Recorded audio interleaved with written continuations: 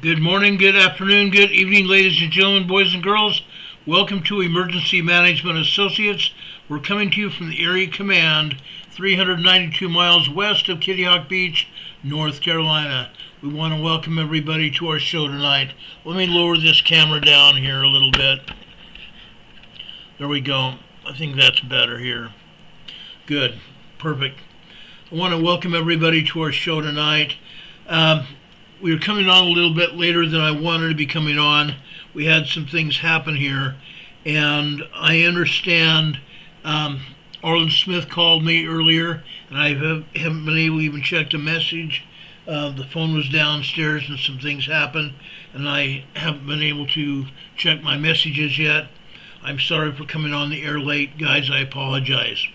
We have a lot of things we need to talk about tonight, as we normally do. I'm going to get out from underneath politics early on. I want to show you this. This is Matty, Mo, and Jack.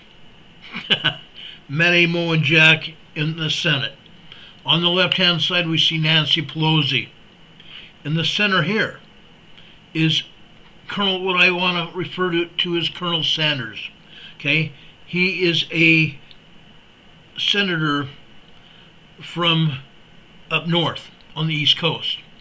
Chuck Schumer on the right-hand side is from New York. All three of these senators are in a lot of trouble.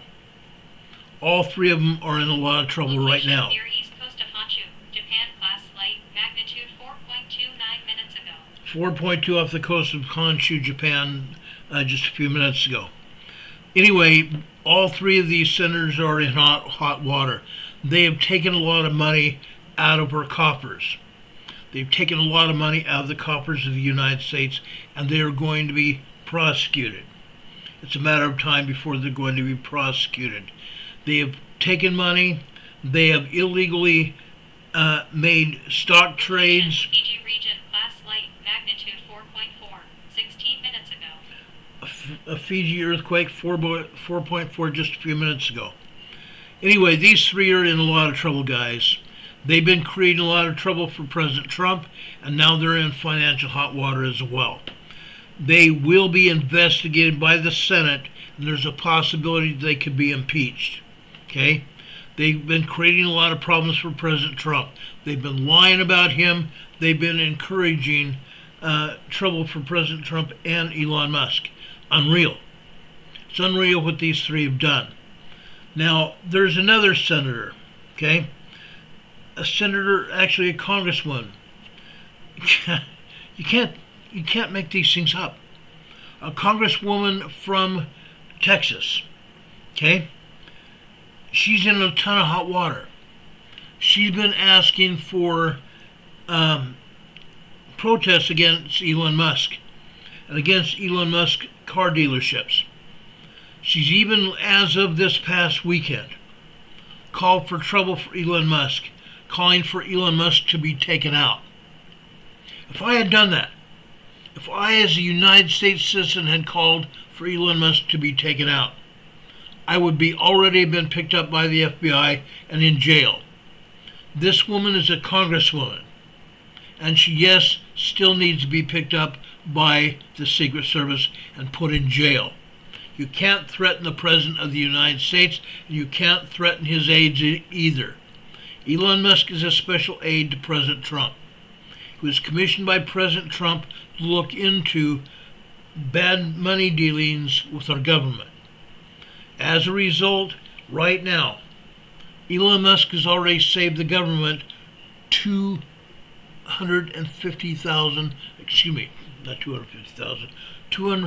billion. $250 billion. And Matty, Mo, and Jack that I showed you there also helped close down Social Security from him.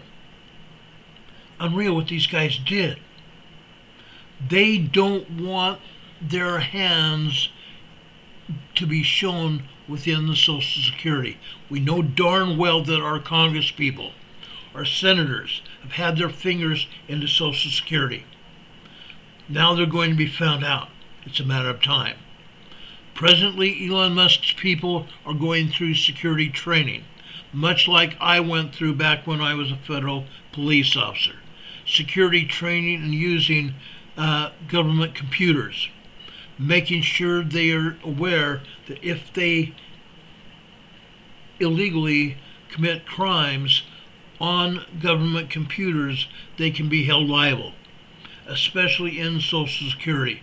As soon as his people finish their training within Social Security, they will be allowed to go into Social Security and continue weeding money out. Now, a federal judge has also got his fingers into it. He is held Elon Musk from going into Social Security.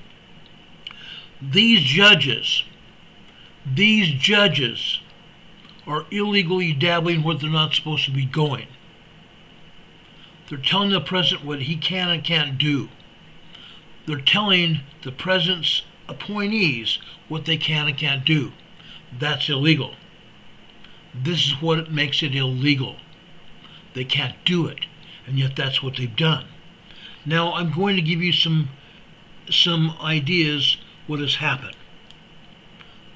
This gentleman right here on the right, we talked about him last week. Judge Boasberg from Washington, D.C. Right after President Trump ordered planes full of gangbangers, MS-13 from Mexico and Tren de Aragua from Venezuela, deported out of this country. This judge, after those planes were out over international waters, ordered those planes returned, full of gangbangers. Gangbangers that had murdered our citizens. Gangbangers who had robbed our citizens. Gangbangers who had raped women. Unreal. And this judge wants them returned. What a crock of crap that is. Guess what? Congressman Jim Jordan, who's the chairman of the Judicial Committee, House Judiciary Committee, he's going to hold a hearing to question Judge Boasberg to make sure he was not doing wrong. Or should I say, to make sure he didn't do anything that he wasn't supposed to be doing, which we know he did. Judge Boasberg could be impeached by the Congress tomorrow morning. It's unreal what these people want to do.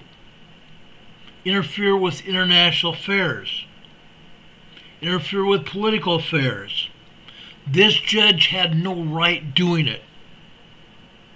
He had no jurisdiction, no legal jurisdiction to do what he did. And yet that's what this judge has done. And not just that one, there's others. Let me show you some more information here. A judge ordered our military to allow transgender troops and calls Trump's ban unabashedly demeaning. Really? Really? Trump ordering gays out of the military? Let me give you some information here, in case you didn't already know. If we got into a war and our troops were sent over to Europe to fight against an enemy, and those troops got into conflict and they were taken and captured, all kinds of stuff can happen. If our enemy finds out that any of those troops are gay, they could use those troops against us or against themselves. Those troops could be illegally manhandled, just like they have done here in the United States. Unreal. These judges have gone way too far. Let me show you this. I'm going to close the ranks here on this one or here. Judge Reyes had no business doing what he's done. Pete Hegseth, the Secretary of Defense, said Judge Reyes is now a top military planner. He or she can report to Fort Benning at 0600 today to instruct our Army Rangers how to execute high-value target raids. After that, Judge Reyes, Commander Reyes, can be dispatched to Fort Bragg, North Carolina, to train our Green Berets on counterinsurgency warfare. Judge Reyes ordered the Pentagon to allow transgender troops. What a crock of crap that is. Again, if we allow that to happen, number one, are those transgender troops really ready to go into battle? We don't have the military that we had 40, 50 years ago. And if those transgender troops are found out,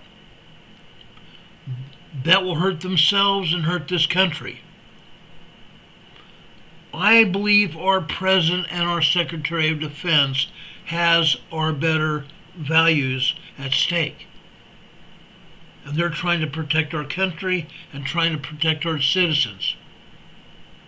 It's unreal what these judges are doing.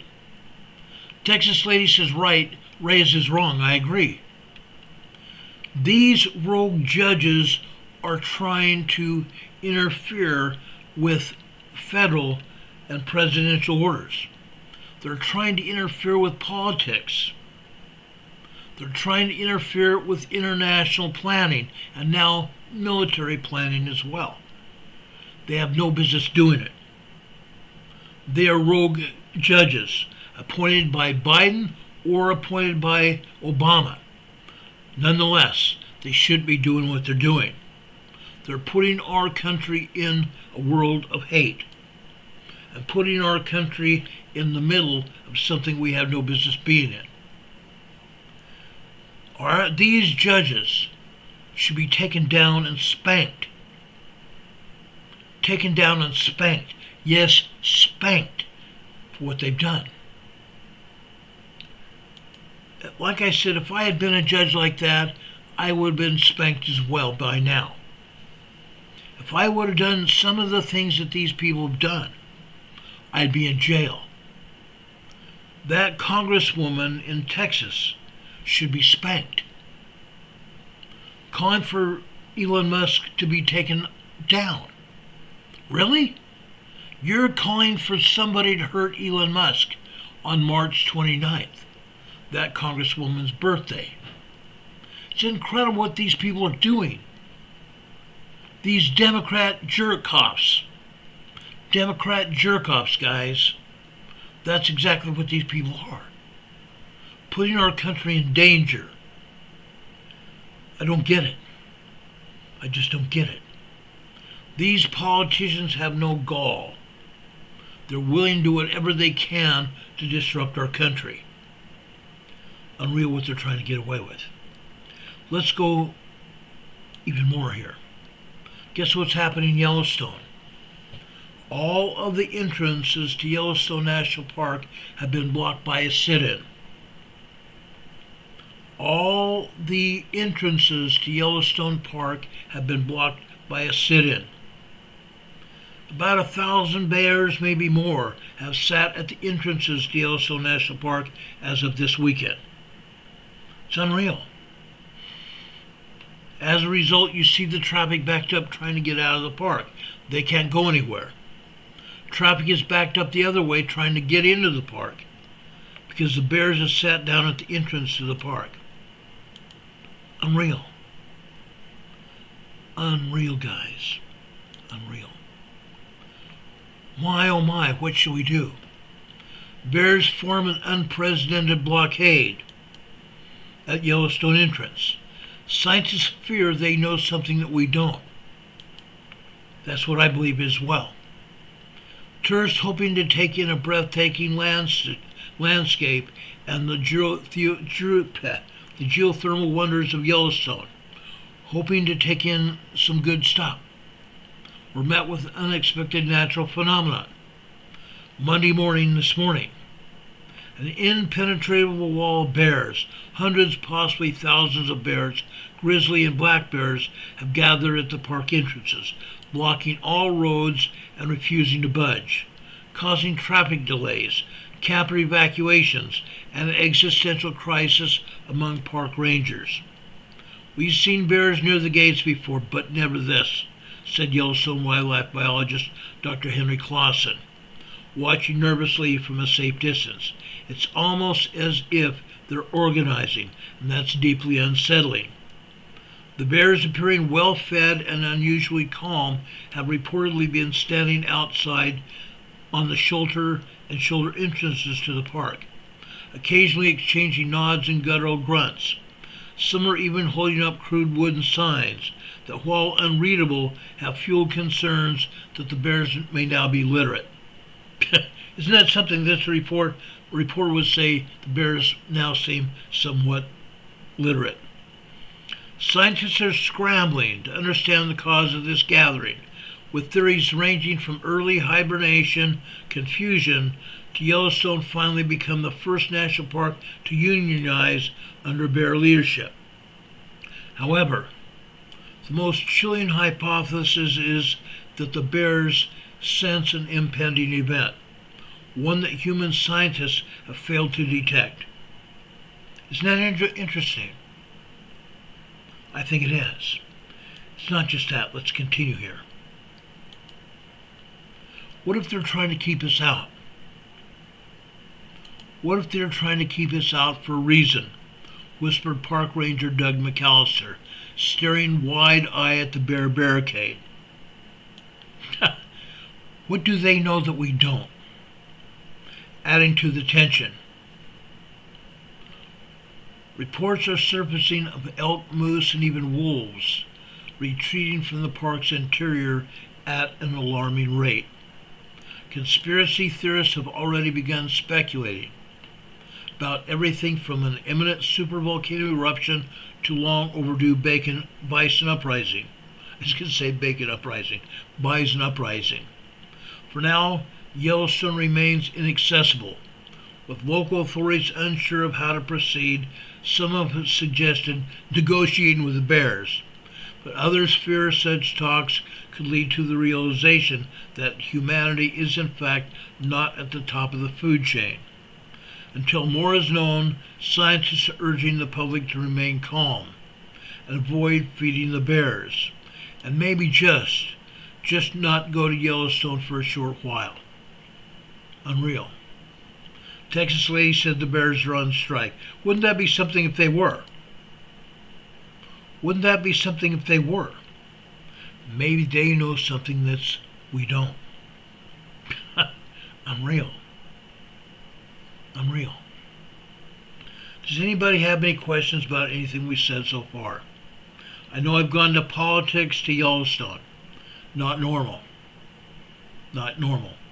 There are a lot of things happening. There's a bunch happening here. Okay? I've only just barely touched on it. Tomorrow, I believe we're going to get full-blown into what is going on. But I want to start with this. Okay? Let's go to Iceland.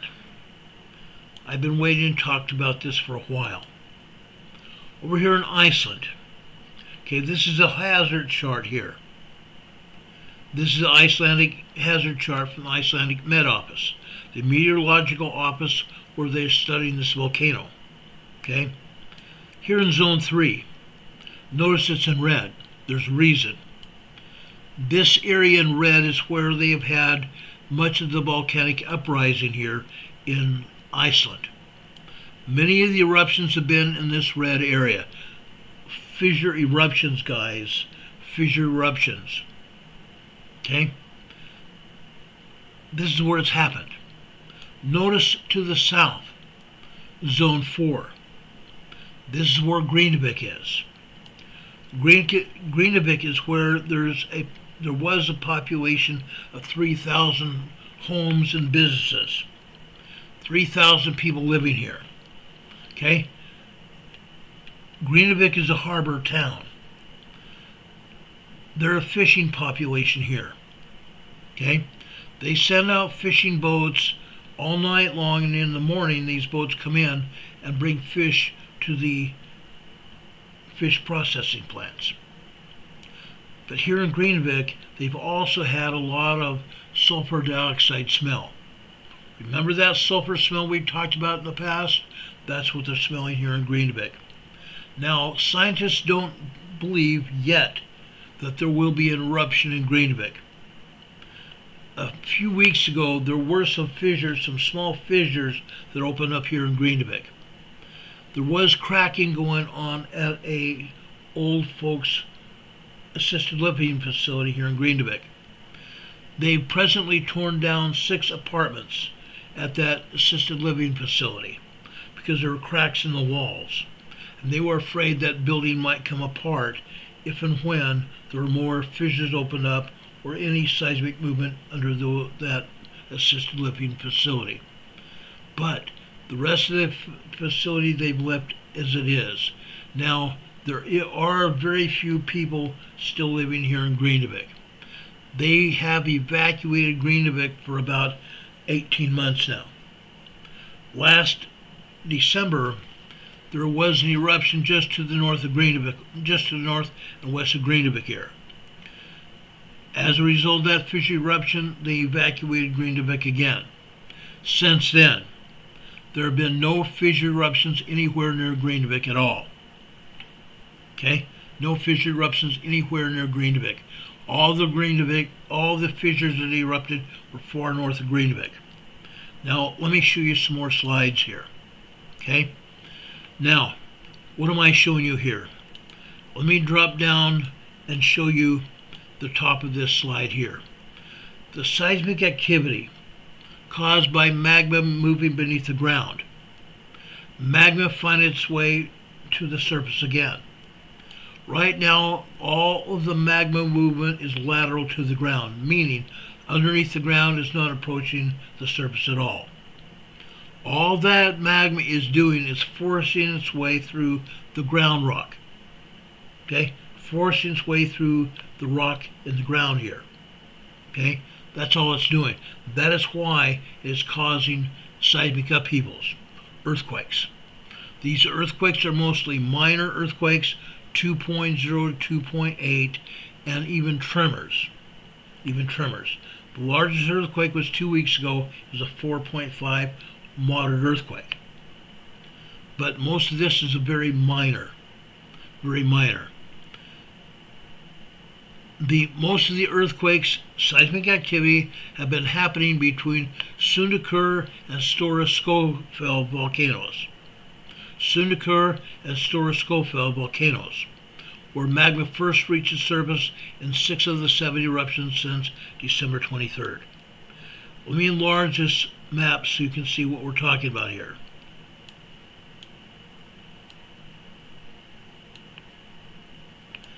The reason I'm enlarging the map is I want you to see where that's happened.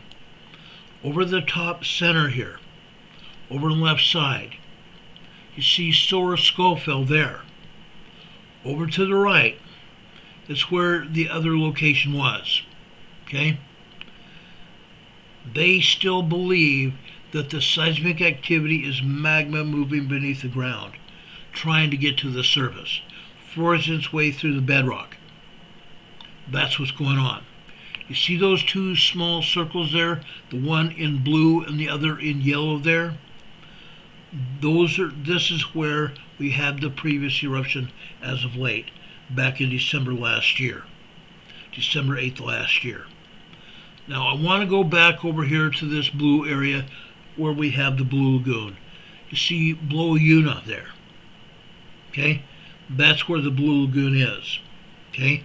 Just to the right of the Blue Lagoon is where we have the power plant, the Svartsengi power plant. The Svartsengi power plant is a geothermal power plant that man have drilled into the upper magma chambers of the volcano to obtain steam from the volcano to heat up water, and also to generate electricity for all of Iceland Island. Iceland is a large island. This power plant is the largest of 2 power plants here on Iceland. If this power plant was damaged by magma, which they feared would happen, okay, they've had to increase the size of the walls around the Blue Lagoon and the Svartsengi power plant because The magma from the last eruption had gone south and west and had tried to penetrate the walls of the Svartsengi power plant. And it did penetrate the walls for a short time of the Blue Lagoon Spa parking lot. There was lava that penetrated the walls around the Blue Lagoon parking lot and damaged one of the buildings, totally taking it down.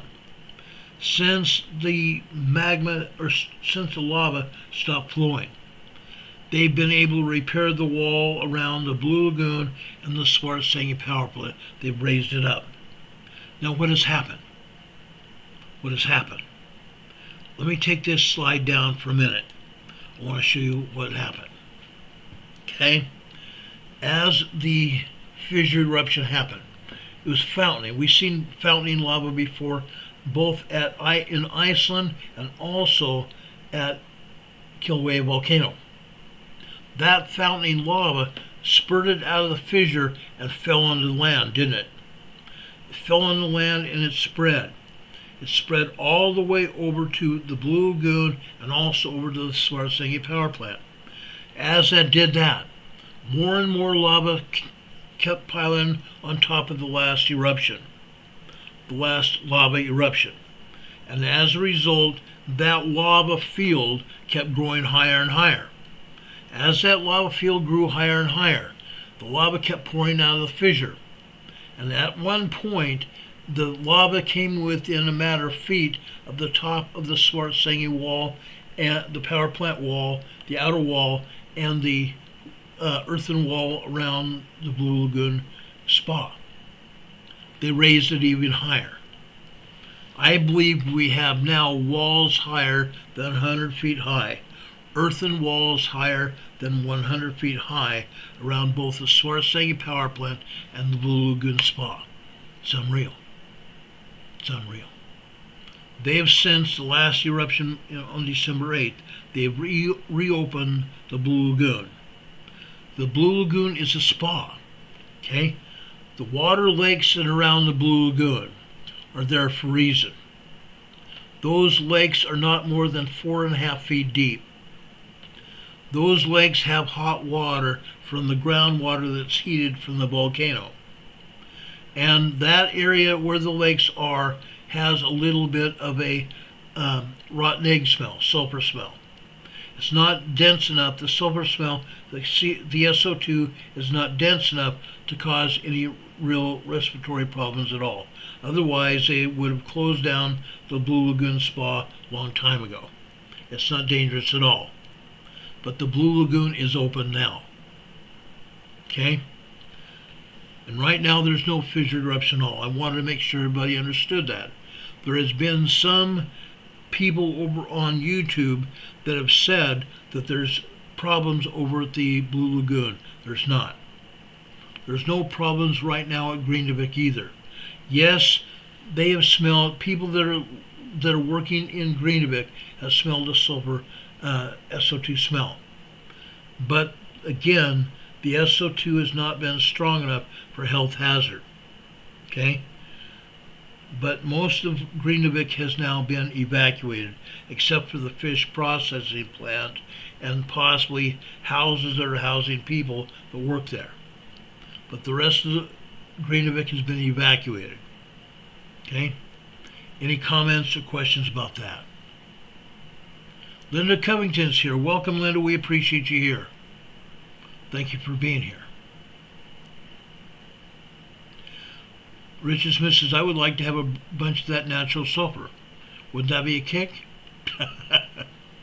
Wouldn't that be a kick? Now, I have been around spas before. There were 2 spas south of Pocatello, Idaho, where I was raised. There was Soda Springs and one other one down near where Mary Lou Merritt used to, she still lives down there, but she was a frequent visitor here on the chat.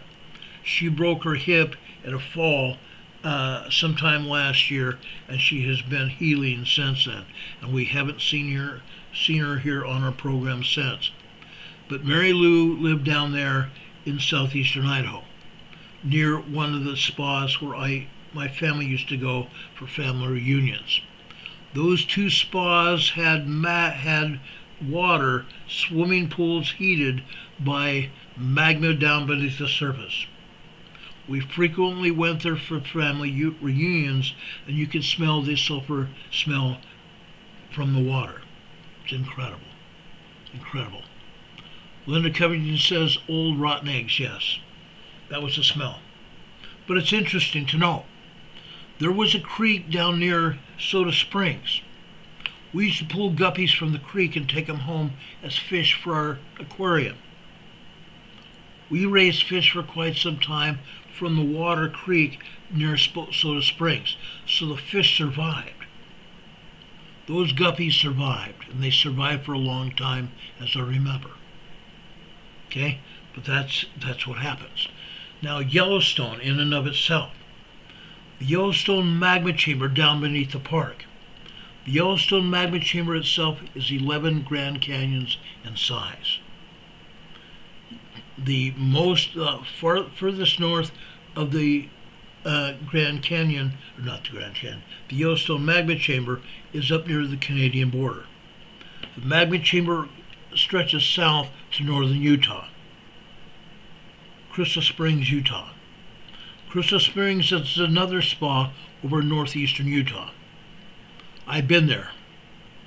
I've been to Crystal Springs many times, about 2015, something like that. 2015, 2016. Been there. Lava Hot Springs. Linda Moses says Lava Hot Springs. That's exactly it. There was Lava Hot Springs and Soda Springs. I've been in both locations. Linda says she had her family reunions there too. That's cool.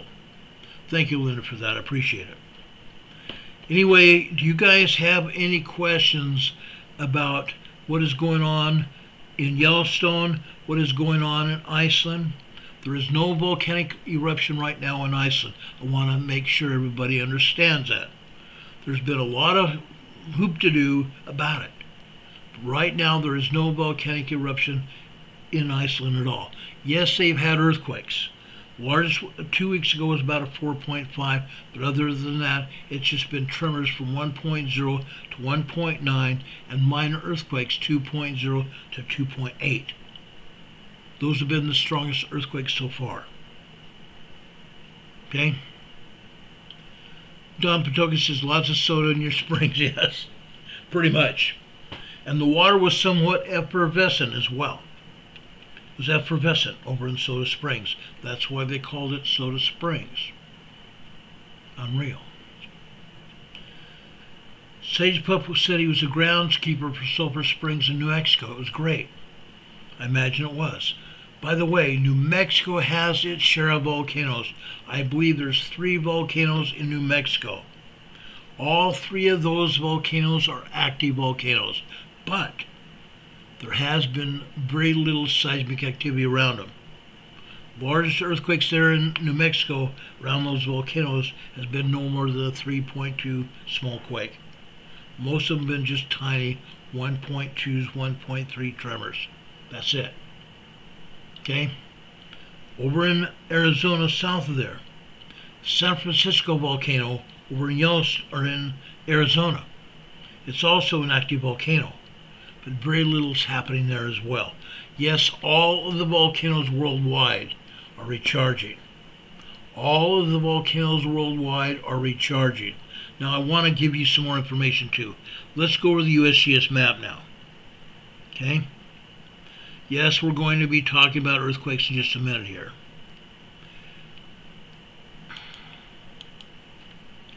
Let me take down my banner and my mug here on the webcam. Near coast of central Peru. Class light, magnitude 4.0, 8 minutes ago. We have a new earthquake over here in Fiji here. Okay? They just talked about it a few minutes ago. This is a moderate 4.4 earthquake. And they took down an earthquake over in the Alpha Tonga just a little while ago. That earthquake happened yesterday afternoon. It was a 5.3 earthquake near the Alpha Tonga, here in the South Pacific. This earthquake here, in the Fiji region, southeast of Fiji here, this is a 4.4 earthquake. Well, guess what?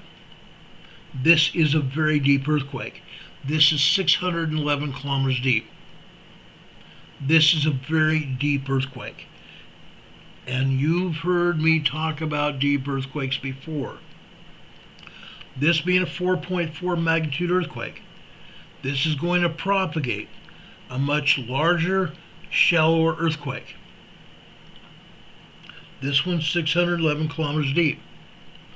This 4.4 is going to propagate a 5.6 to 5.7 earthquake, somewhere within the next 3 to 10 days. Somewhere in the next 3 to 10 days, we're going to have a 5.8 earthquake, 5.7 to 5.8 earthquake, somewhere in this region. I believe it's going to be somewhere in this region. It could be in Tonga. It could be in Samoa. It could be here in Fiji. It could be in Wallis Futuna, which is just north of Fiji. It could be over in the Legacy Islands directly to the west. However, it could also be in Vanuatu. It could happen in the Solomon Islands, or over even further west, over here to Papua New Guinea. But there's going to be a 5.7 earthquake here in the next 3 to 10 days. Okay? Now, there are other earthquakes here I want to talk about, but I'm going up to Alaska first. Okay? There's a reason for my madness here in Alaska. Please bear with me here for a minute. Okay? Right here. This is Anchorage, Alaska here. This is Anchorage, Alaska here. Let's go further to the left here, to the west. Okay? What do we have here? We've got a volcano. We've got Mount Spur. Mount Spur is about 47 miles west of Anchorage. 47 miles west of Anchorage, guys. Mount Spur is showing signs of a possible eruption in the very near future. In the very near future. Why am I saying that? The Alaska Volcano Observatory has issued warnings. The Alaska Volcano Observatory has issued warnings for Mount Spur. And in fact, they've also issued advisories for the people that live in Anchorage. They've issued advisories for the people that live in Anchorage, telling them that they need to get prepared for a possible volcanic eruption of Mount Spur. Okay? That's what they put out. I've been watching this very closely. Some people have gotten really excited that there's going, in fact, I saw a YouTube channel yesterday that said the United States needs to get prepared for volcanic eruption within the United States. Yes, this is within the United States, but that's not how they made it sound. They made it sound like it was going to happen in the mainland United States. It's not. It's going to happen in Alaska, 47 miles northwest of Anchorage. I want to make that clear. Now, there is some validity that people in Anchorage need to be getting ready for a volcanic eruption. Now, they have not had a volcanic eruption out Mount Spur since 1992, and even then, it only left a quarter inch of ash in Anchorage. Left a quarter of an inch of ash in Anchorage. It's not that big a deal. But this one could be a bigger deal. Let me explain. Scientists are saying now that Mount Spur, when it erupts, will provide Anchorage with up to 4 inches of ash. Could provide Anchorage with up to 4 inches of ash. That would be a big deal. That would be a huge deal, guys. Now, why is that so important? Two things here. Number one, we have several thousand people. I think we have like 67,000 people in Anchorage, Alaska. That's a huge population. We have cars going up and down the roadways in Anchorage, out on the highways and in town, and in around the suburbs of Anchorage. Those cars depend on oxygen, air going in to make sure that the engines can operate, and make sure that the engines that operate on fuel gas can make sure they run. Cars run on gas and oxygen. Oxygen also provides oxygen for the fuel of the car. Now, when this volcano last erupted, they had people selling hosiery for women, for people to put over the intake part of their air filters, to protect the air filters and the internal operations of the engines. Selling hose to protect the openings of the air filter. That's what they're doing again. Okay? They're trying to protect people's engines. Now there's something else in regards to cars. When we have ashfall, and we've seen this over in the Canary Islands when Cumbre Vieja erupted almost 2 years ago. We've seen it in Hawaii before as well. Whenever there's been ash in the air, the ash on the ground acts as almost water or oil on the roadway. The roadway becomes slick and almost undrivable. People need to be very careful. People need to be very, very careful when they're driving. Something else is also going on. We have a human population there, as I said. What else is going on there? People are also buying respirators, N95 and N100 respirators, and goggles as well to protect their eyes. One of the updates that they had from the Alaska Volcanic Observatory was for protection for people. People need to have goggles to be able to be outside. They need to have covers for their skin because glass in the ash can cut you. You also want to have a breathing apparatus to cover your nose and your mouth. Keep you from inhaling those ash particles that could get into your respiratory tract or down into your lungs and cover your respiratory tract and your lungs where you would die and have to need immediate medical attention. Okay? This can happen. This can happen.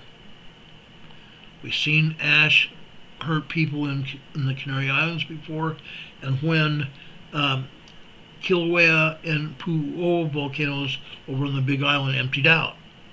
And we had 24 fissure eruptions over towards Fern Forest and Leilani Estates. That ash was out there and became a hazard for humans.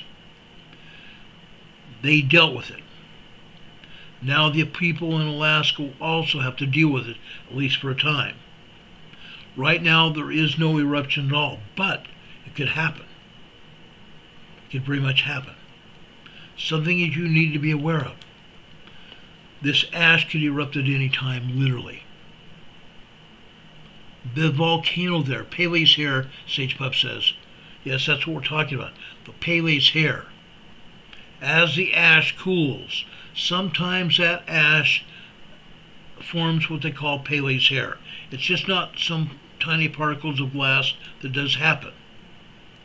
It does happen. Let me pull up our webcam for just a minute so I can help explain this. Pele's Hair can form two things. Long strands of volcanic ash. Long, very thin, very microscopically long pieces of glass. Also tiny particles of glass. Okay? As Sage Pup says, it's called Pele's Hair. Pele's Hair. Pele's Hair is called that because Pele is the goddess of the volcanoes. Goddess of the volcanoes. There's all kinds of stories about Pele. That's why they call it Pele's Hair. But they're here in Alaska, they're now looking at this volcano possibly erupting. That's why it's a big deal. Do we have any questions about Mount Spur erupting? We haven't had much happening here in Alaska, here on the mainland Alaska, for quite some time. But there is a possibility now. There is a possibility now of having a volcanic eruption near a major city. Near a major city. We may see this happen once Mount Rainier and or Mount St. Helens gets going again. It could happen. Okay, we need to be ready for it. We need to be ready for it. Any questions about this? Trish Killian is here. Welcome, Trish. We love to have you here. Thank you for being here. She says she's listening while she bakes. We were impacted in 1980 by Mount St. Helens eruption. Ash falls beautiful at night, 3 inches of ash. Unreal. And the car is trashed. That happens. One of the other things I didn't talk about when I talked about people trying to prepare their air filters using women's nylons to protect an intake of the air coming into the car. Ash also has acid in it, and it is terrible on cars' paint, and it also can help promote rust on the car as well. So cars don't do well with ash on them. And if you wet them down trying to wash off the ash, guess what happens? The ash turns into almost concrete. Not a good thing. And if you brush it off, guess what happens? You scratch your paint. One of the things you don't want to do if you have ash on your windshield, don't use your wipers. Your wipers will just scratch your window and you'll have to replace the glass of your windshield. The best thing you can do is take a glove, a soft leather glove, and push the ash gently off your car, or use a foxtail brush. That's the best way to deal with ash on your glass. Be very careful. You do not want to scratch your windshield. Okay? You would have very thick scratches in the glass, and that's not a good thing. Okay? Any questions?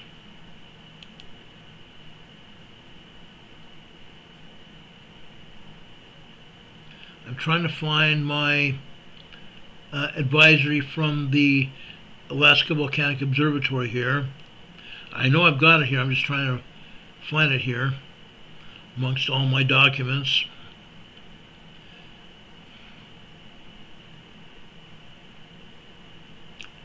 Give me a second. I know I've got it here.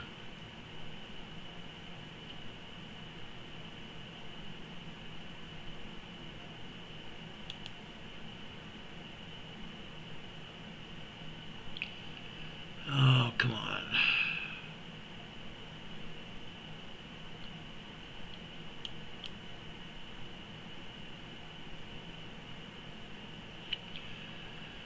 Okay, just a second. I think I found it. Now this advisory came out on the 15th of the month. Okay? They had a 4.4 earthquake over there. Okay? Not a big deal. Most of the earthquakes there have been 1.2, 1.4, 1.5, when they even occasionally had a 2.2 and 2.5 minor earthquake at Mount Spur. Not a big deal. Not a real big deal. Okay, let's see here.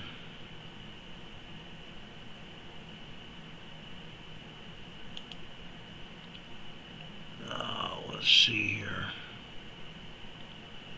I had one other here too. I'm sorry I didn't have this ready for you. I should have.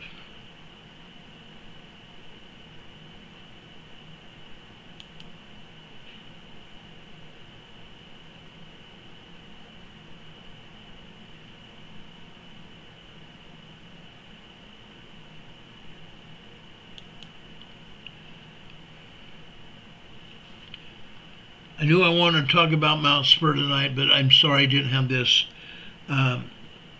AVO advisory here right in front of me. My bad, I'm sorry. Let me look for it just for a second here too. Anybody have any questions?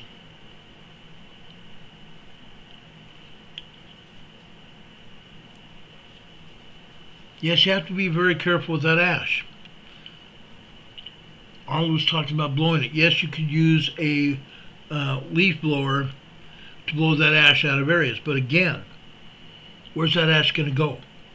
Is it going to hurt somebody else that's walking around the ground there that may not have a N95 or N100 mask? I'd be very careful. I'd be very careful. Again, you don't want to put, if you're trying to get that ash off your sidewalk, again, you don't want to add water to it. Then the ash would turn into concrete. You don't want to do that. You definitely don't want to do that.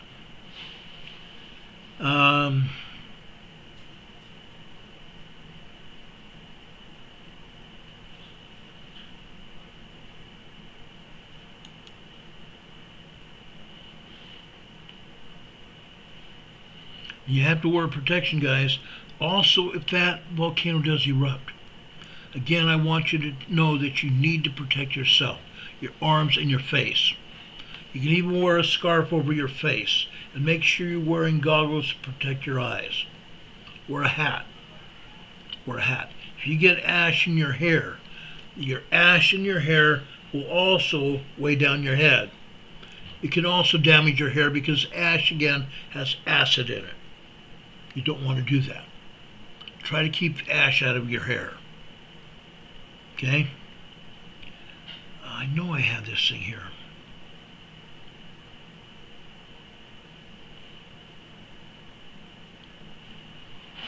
Darn it, guys, I'm sorry.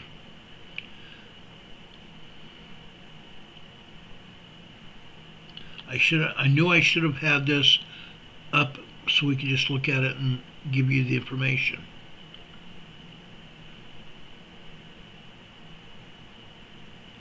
Darn it, darn it, darn it.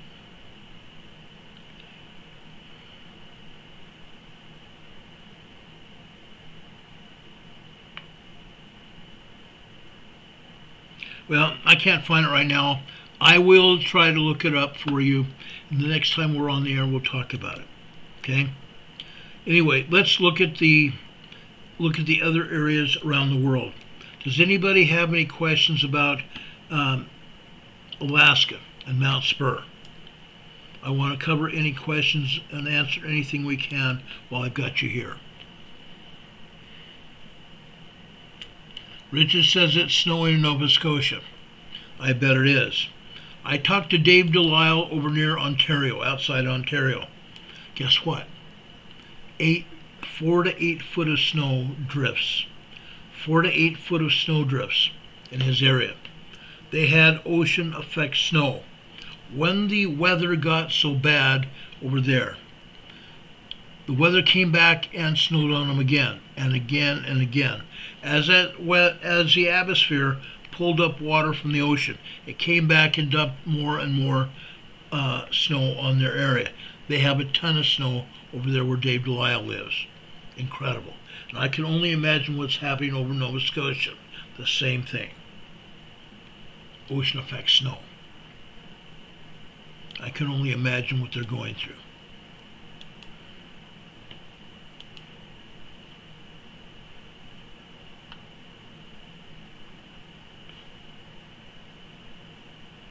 And Canadian Patriot is here. I was just talking about him. Canadian Patriot, it's good to see you here again. Thank you for being here, brother. Appreciate you. Yeah, spring snow again in Nova Scotia. Now, guys, this past Friday into Saturday, before we go on with the earthquake report, I want to tell you what's happened here. Friday into Saturday, we had a huge blaze erupt just west and north of Morganton, North Carolina. Huge blaze erupted. Erupted at a junkyard. A huge storage area, huge building caught on fire. Huge building caught on fire. Tons of flames. all over the place, okay? The flames spread out into the pastures and out into the wildland. And for a short time, there was a wildland fire just north and west of Morganton here. It did not reach anywhere near the town area. We never even saw smoke here where I live. We're not in any danger whatsoever. But during the weekend, we had high winds, 35 to 40 mile an hour gusts, blowing the fire. Now there are flames down in northern South Carolina and over in Polk County, North Carolina. The Polk County, North Carolina had acreage of maybe 500 acres as last seen. These fires were man-made. They were arson fires. Somebody's starting them. Someone's starting them. Now, what have I said about these man-made flames before? What have I said about it? People are setting these places on fire. Why? Why? We talked about 15-minute cities before.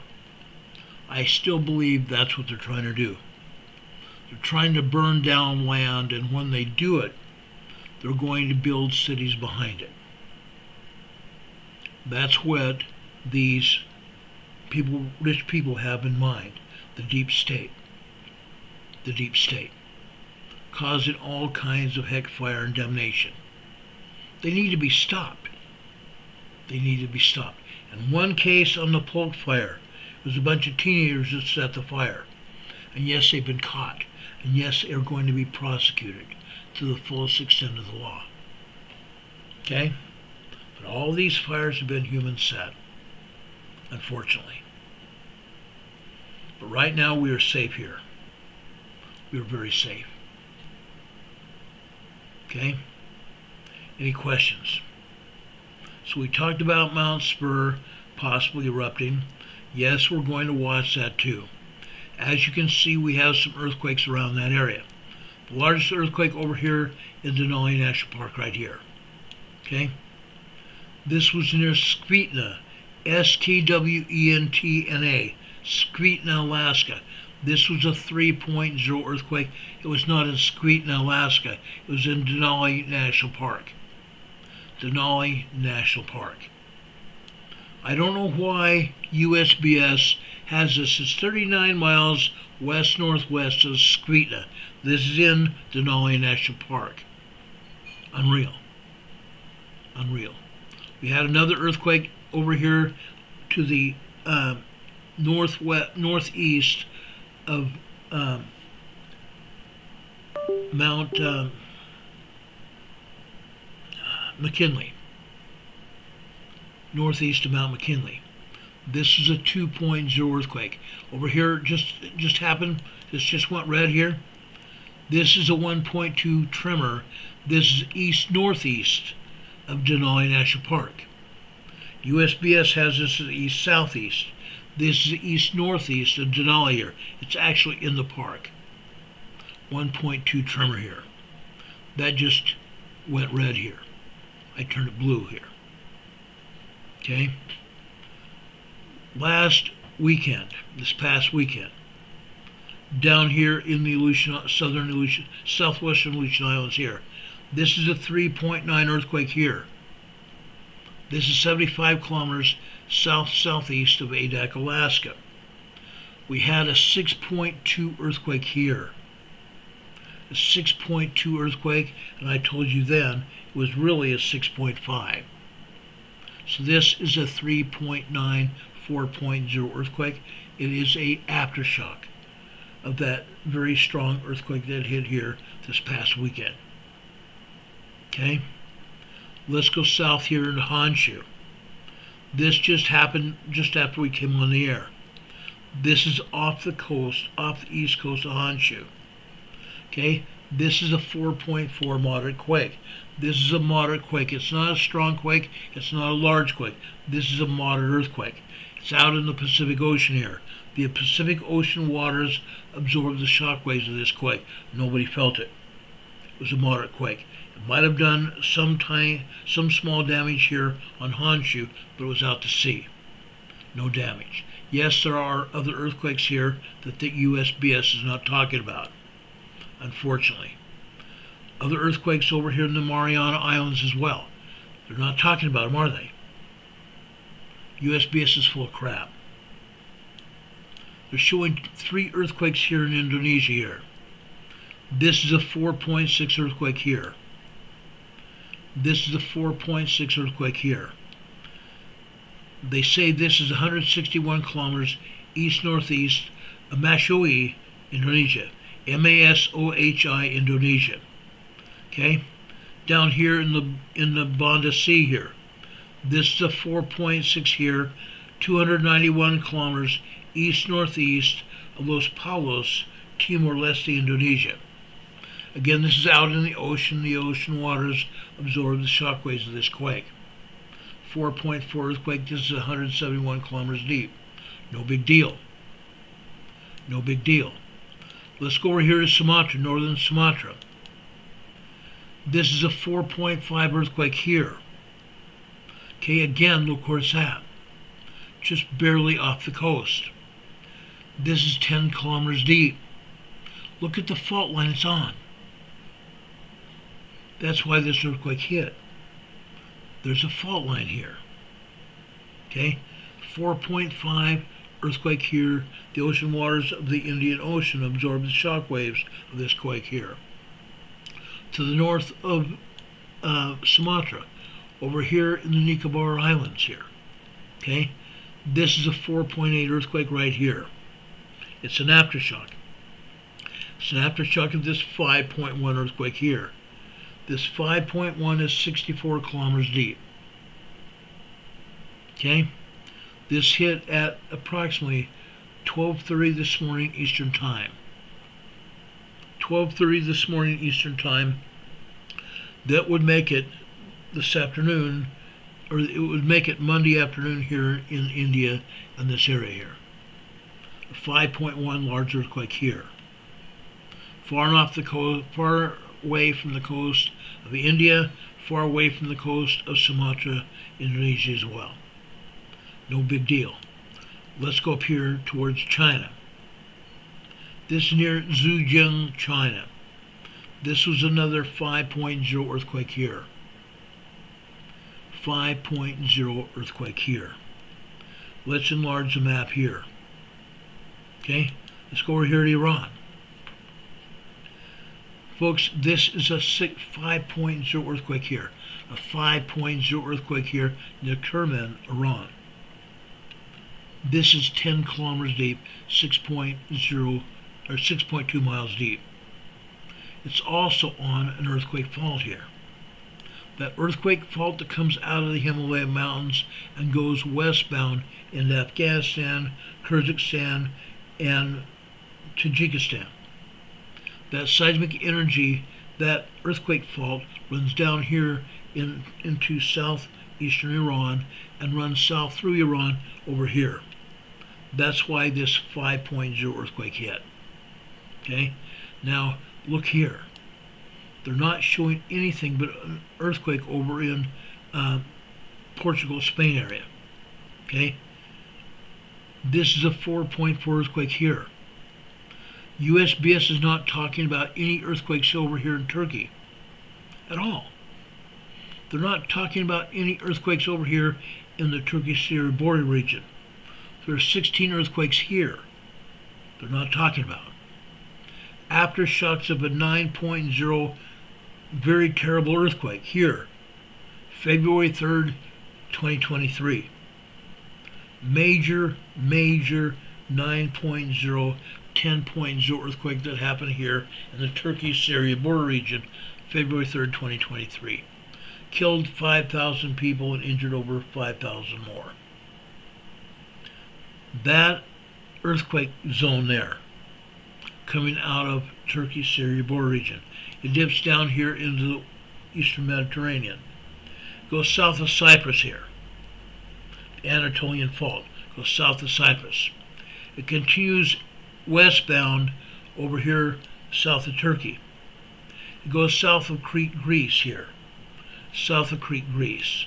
Then it comes over here to the western side of Greece, Over here in Greece, guess what? They're not showing any earthquakes at all, either in mainland Greece or Crete or over here in the Dokanese Islands. Yes, we have earthquakes here. We have earthquakes here. Why? Because we have a volcano that's trying to erupt here. There are 2 undersea volcanoes as well as 2 other volcanoes here. We had some earthquakes here just south of Amorgos Island. This is Amorgos Island right here. To add 2 earthquakes here, there were 4.5 earthquakes here just a few days ago. We have a ton of minor earthquakes and tremors in this area as well. Again, magma is forcing its way through the bedrock here, under the ocean. Forcing its way through the bedrock here, causing these earthquakes. That's what's going on. And at some point in time here, we are going to have a volcanic eruption, either undersea or at the volcano on one of these islands here. It's going to happen. It just depends on how fast that magma is moving or where it goes. But there will probably be a volcanic eruption here unless the magma just stops, which I don't believe is likely to happen. Okay? But that's why we're having earthquakes over here in the Dokanese Islands. We go over here, continuing here. This Anatolian fault works its way over here into Italy, and over also into Sicily here to the south. Over here in Italy, southern Italy, we have quite a few earthquakes. We have, I believe, 7 earthquakes here in southern Sicily. We go over here, right here. Right here. We have a bunch of earthquakes here. Why? We have a major volcano here. We have a super volcano here. Now this area is very well urbanized. A lot of people live here. We've been talking about this. We keep having earthquakes here. The reason we're having earthquakes here is, again, magma is forcing its way through the bedrock. The volcano has not erupted, although they've had fumaroles around the volcano that have been steaming. The fumaroles have been steaming, meaning there's magma down beneath the surface. We know what's going on. We're monitoring this volcano as well. A lot of earthquakes here. Going over here into northern Iran here. Guess what's happening here?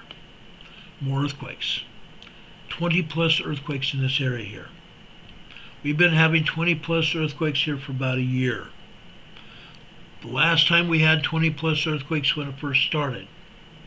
The 20 plus earthquakes every day, just like we're having now, caused a 5.0 earthquake just off the coast of Italy here.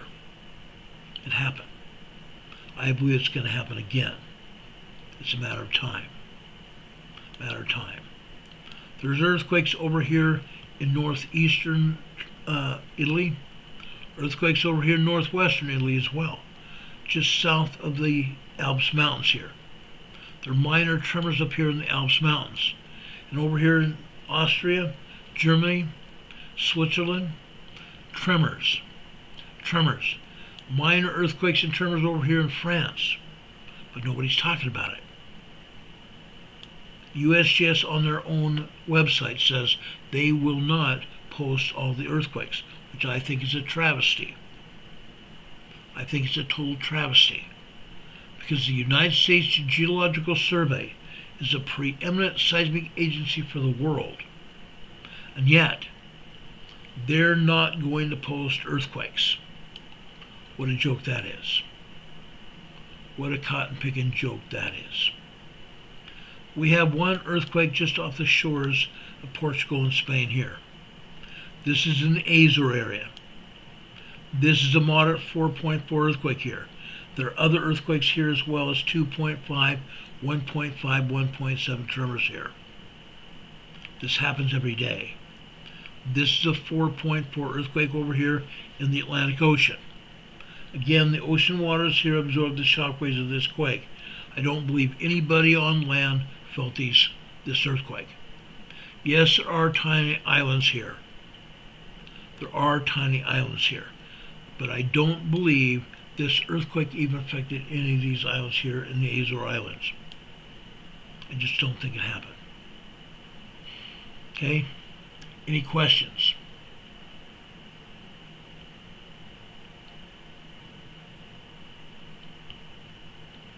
Richard Smith is talking about eggshell and it cracking. Yeah.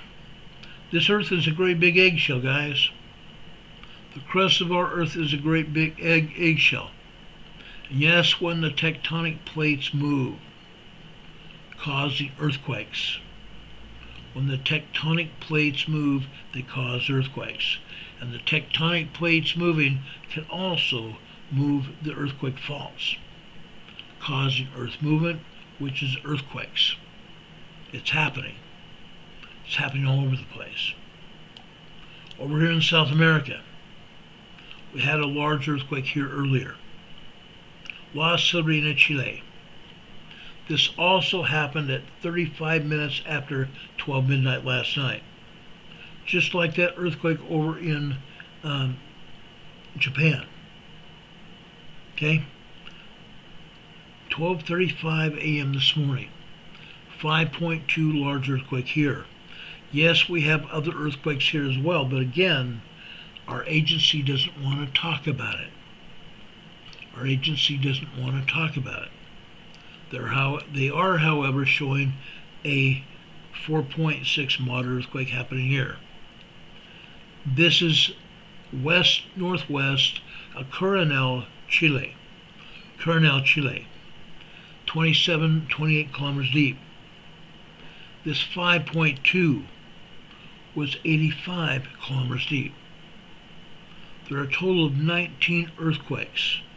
19 earthquakes here in South America. Most of these earthquakes are over here in northern Chile right here. Most of them are right here. We have a handful, well, I think 2 or 3 earthquakes now. I don't know whether USGS has taken them down or not, but they're not showing on this map. We had 2 or 3 earthquakes here in Peru. We had a handful of earthquakes over here in Colombia. Santander, Colombia, right up in here.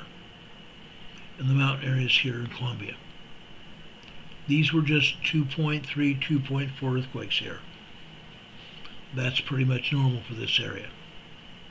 USGS is showing an earthquake here. This is the large earthquake again over here off the coast of Breca, Panama. This is a large earthquake here. Now folks, we've had 2 other earthquakes in the same area as of late. 2 other large earthquakes here. This is just another 5.0 large earthquake here. This is not the only earthquake here in Central America. We have more earthquakes here in Costa Rica, Bor area, Panama, and Nicaragua here. We have about 4 earthquakes here. Actually 5. We go over here into southern Mexico. We have 26 earthquakes here in southern Mexico. USGS not showing any. Sad state of affairs. They're not showing any earthquakes there. Now, the San Andres Fault comes down here, runs along the coast of southern Mexico here. Runs along the coast of southern Mexico. It goes straight up here to the north, through the Gulf of California here. The San Andreas Fault continues north through northern Mexico.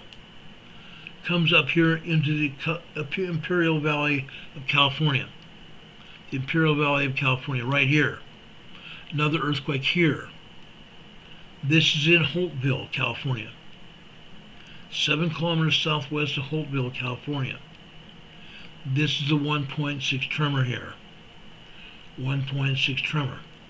Now, they're not showing a whole mess of earthquakes here in the Imperial Valley. They're full of crap.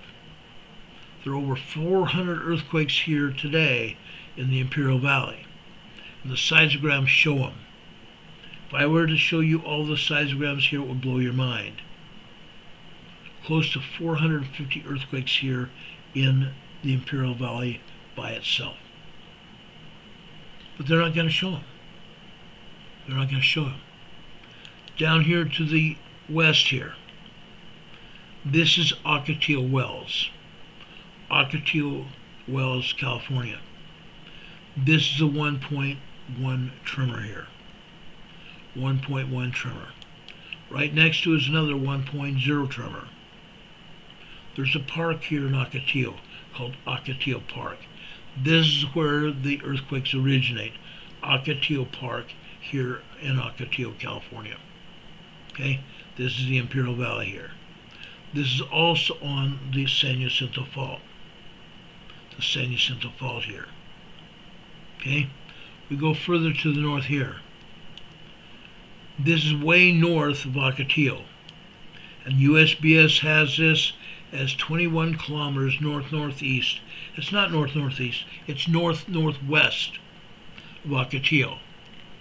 This is another 1.0 tremor. Ocotillo is way down here. How could this be northeast of Ocotillo? This is northwest of Ocotillo here. Northwest of Ocotillo here. Now there are other earthquakes here as well, but they're not showing them. They're not showing them. For example, these earthquakes here. Okay? They say this is north of Ocotillo Wells. It's way north. Way north. If this earthquake to the south here was 23 kilometers north-northwest of Ocotillo, California, let me tell you this. They say this is 13 kilometers north of Ocotillo Wells. I call BS. I call BS. This is southwest of Salton City. Salton City is right here. Right here. This is Salton City. Salton City is a ghost town. Salton City is a ghost town.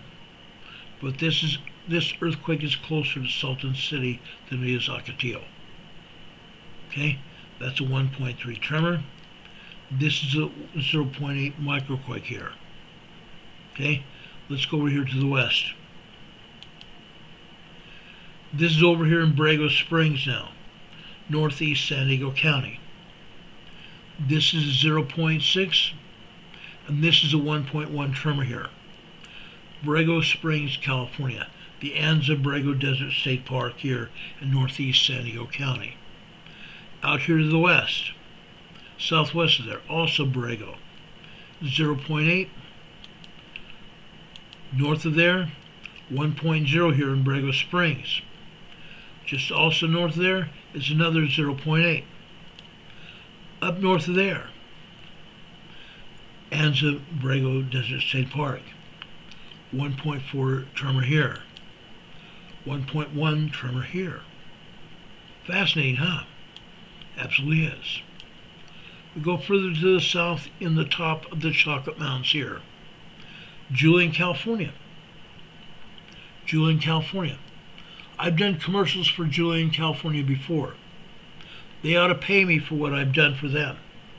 Folks, if you want to get away for a weekend, or even in the evening, go up early afternoon, or late afternoon, early evening. Go up to Julian here. There are bed and breakfasts here. There's also some great restaurants here. They have hot apple pie and hot apple cider here. Go up there. Have a great lunch or an early dinner. This is a great place. They have snow on the ground still here in Julian, California. Now it's springtime. The snow will soon melt. And then you're going to have other people here. People that use the lakes and streams here in Julian.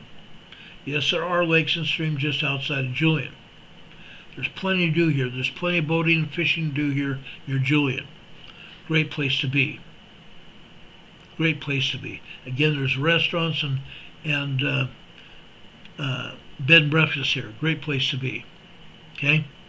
We go into San Diego County. This is east-southeast of Chula Vista. This is East Lake Chula Vista. East Lake Chula Vista. They're calling this a 1.3 tremor here. Look where it's at. Right next to and in great big huge quarry here.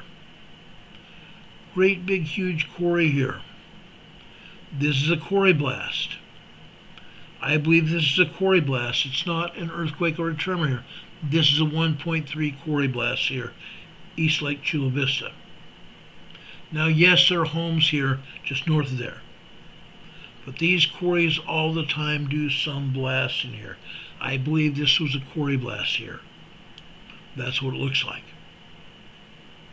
Okay? Chula Vista, California. This is southeast from San Diego City. Chula Vista is a suburb of San Diego City. Okay? There are other earthquakes here, but again, USGS is not talking about it. They don't want to. They don't want to. They're not showing any earthquakes here in San Diego at all, except for those in northeast San Diego County over in the Anza Borrego Desert State Park. We go further north here. Lakeland Village, California, just south of LA. This is a 0.6 microquake. Guess what? Guess what? It's on the Elsinore Fault. This is Lake Elsinore, California. Lake Elsinore, California. Just northwest of Elsinore, Trabuco Canyon, California. This is a 1.3 tremor here. North of there, this is Home Gardens, just south of LA. Home Gardens, California. This is a 1.7 tremor out here. 1.7 tremor. This is out in the desert area here. This is way out in the desert area here, east of LA. Yes, we do have some homes out here. We do have some homes here. There also was a quarry here. I don't believe they're even working this quarry now at all. I don't think they're working that quarry at all. And yet, we have a 1.7 tremor here. Okay? Notice this area here. They're not showing any earthquakes. What a lie. We have a lot of earthquakes all over Los Angeles here. Literally all over LA. And yet they're not showing them. Why not? Why not? Let's go up here to the north part of the San Jacinto Fault, Devore, California. Here is a 0.5 microquake in Devore. Folks, back in the 70s, back in the 1970s, I remember we were having some 5.0, 5.5 earthquakes here in Devore, California. We're having tremors here now.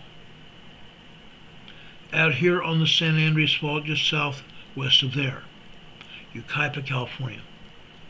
This is the 1.4 tremor here on the San Andreas Fault. Okay? That's what's going on here. Let's go north. I just love it. Right here. This is Ojai, California. This is another 1.4 tremor. Ojai and south of there over Santa Barbara are shaking, but they're just minor tremors. Minor tremors. We go further out into the desert. Out here, they are mining borax out here in the middle of the California desert here. This is Boron, California. This is a 1.8 tremor here. Like I said, they're mining boron out here in the California desert to turn into borax soap. Borax soap. Another earthquake just brand new here. Johannesburg, California here. This is a constant area here to have earthquakes. This is a 1.9, 2.0 earthquake here. This is a 1.6 tremor here. And this is a 2.4 minor earthquake here. Johannesburg, California here. Further north here, we'd have Ridgecrest and Searles Valley. They're not showing any earthquakes here at all. Sad. Not showing any earthquakes there. We go out here.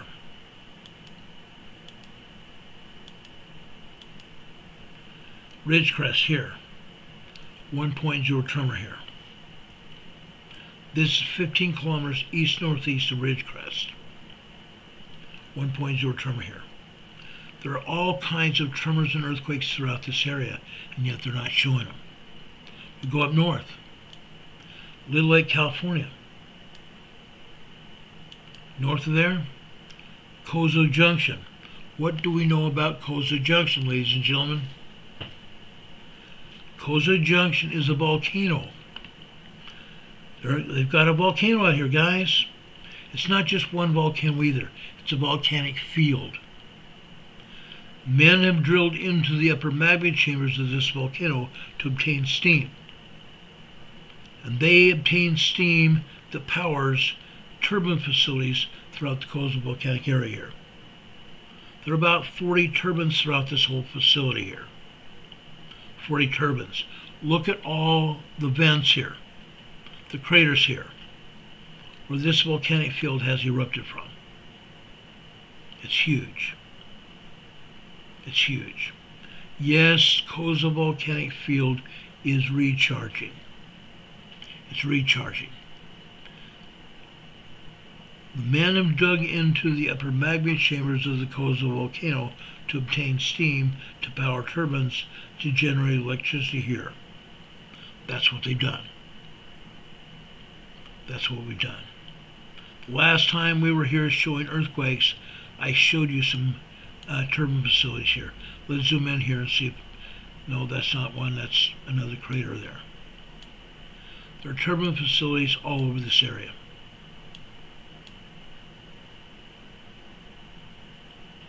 Let's zoom out here and find the roadway here leading from the highway. Highway 395 comes up here from San Diego. Right here. Okay? Right here.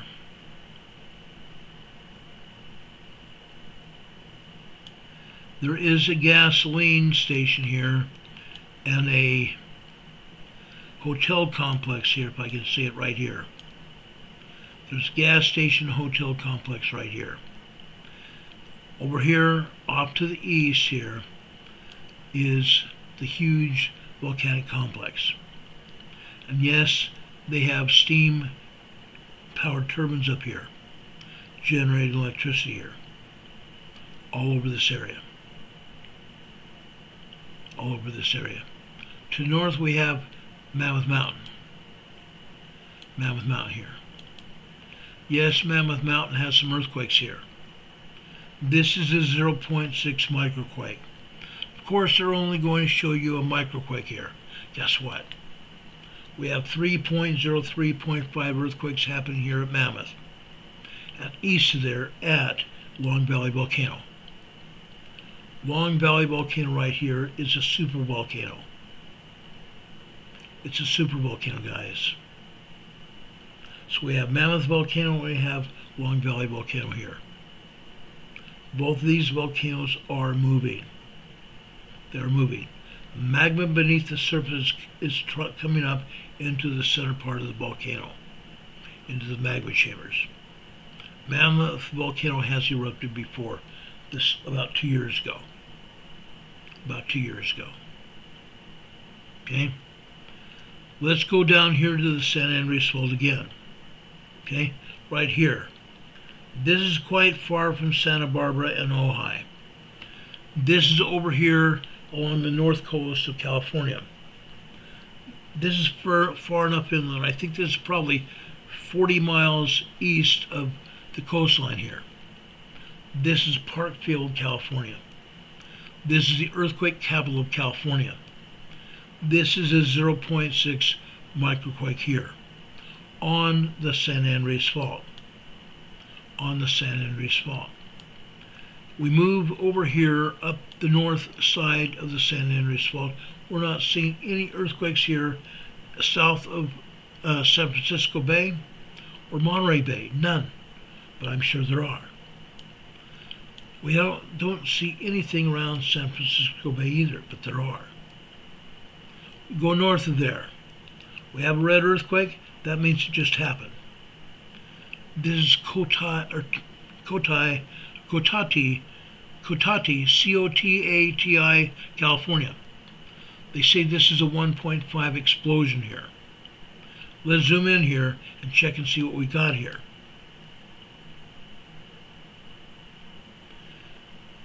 This is near a quarry, so this may very well be an explosion here.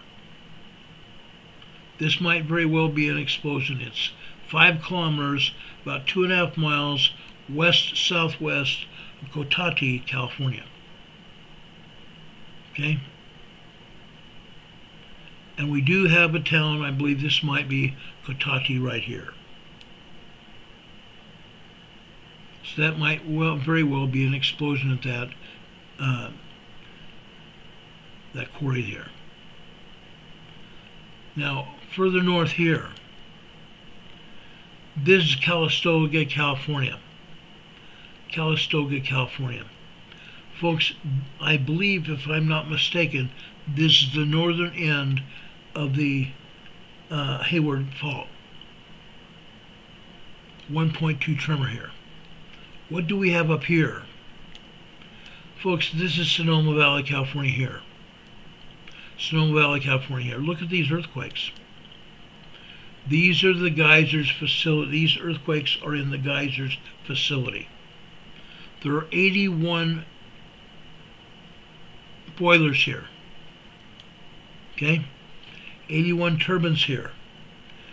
Men have drilled into that upper magma chamber of this volcano right here. This is called Clear Lake Volcano.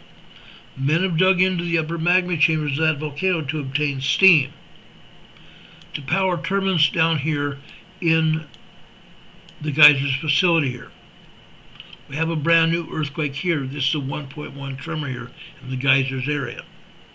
About 20 to 30 earthquakes happen here every day. They happen here every day. Every earthquake is on an earthquake fault, a man-made drill point. Man-made drill point where men have drilled into the upper magma chambers of this volcano. When seismic energy comes out of the Pacific Ocean, it hits these man-made earthquake faults and shatters or fractures the rock at these faults. And all of a sudden we have earth movement. That's why we have so many earthquakes here. This is exactly why we have so many earthquakes here. The geysers facility. Does anybody have a question about this? Demon Catman says there is some evidence that these seismic events release some pressure. Yes, that's true. There is some evidence that these seismic events do release pressure, but most of the time it's only sporadic. It's only sporadic. Now I zoomed in here hoping to find one of those turbine facilities. Each of these roads comes off of one of the drill points where men have drilled into the magma chamber to obtain steam. When one of these seismic events happen, they hit the drill point and cause the earth move, thus having an earthquake. Okay? Right down here. This is one of the turbine facilities here. Alongside these roadways are plastic pipe, PVC pipe, carrying steam from the drill points. Up here, we have the drill points. We have 81 turbines, and we probably have that many drill points as well. Okay? The steam goes through these PVC pipes over these processing facilities, over these turbines. They generate electricity. They generate electricity for Pacific Gas and Electric, California Edison, Rocky Mountain Power in Utah, and one other energy conglomerate. I don't remember what it is right now. That's what's going on here in the geysers facility. That's why we see so many earthquakes here every day. These earthquakes happen here every day. Okay? Let's go north here. We're following the San Andreas Fault here north. Okay? Right up here. I think we moved past it right here. This is the southern area of the Cascadia subduction zone. Right here at the shoreline, we have a town called Petrolia, California. Here we have the San Andreas Fault here running out to sea. comes out here and meets with two other fault zones. The Cascadia subduction zone running from way up just south of Queen Charlotte Island, British Columbia, all the way down here.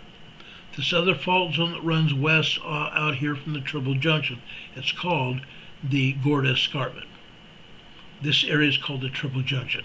Usually every day we see 2 or 3 earthquakes here, and I'm surprised that we don't see any earthquakes here today. Okay? Cascadia subduction zone. The Cascadia subduction zone runs along the coastline of Washington and Oregon State. Okay? Runs along the coastline. At some point in time, we're going to have a major earthquake here off the coast of Seattle, Tacoma, and Vancouver Island. Right up here near the Cascadia subduction zone and the Juan de Fuca Fault. You see this zigzag fault line here? It's called the Juan de Fuca Fault. This is where we believe the Cascadia megathrust earthquake is going to originate from, right here. Right here.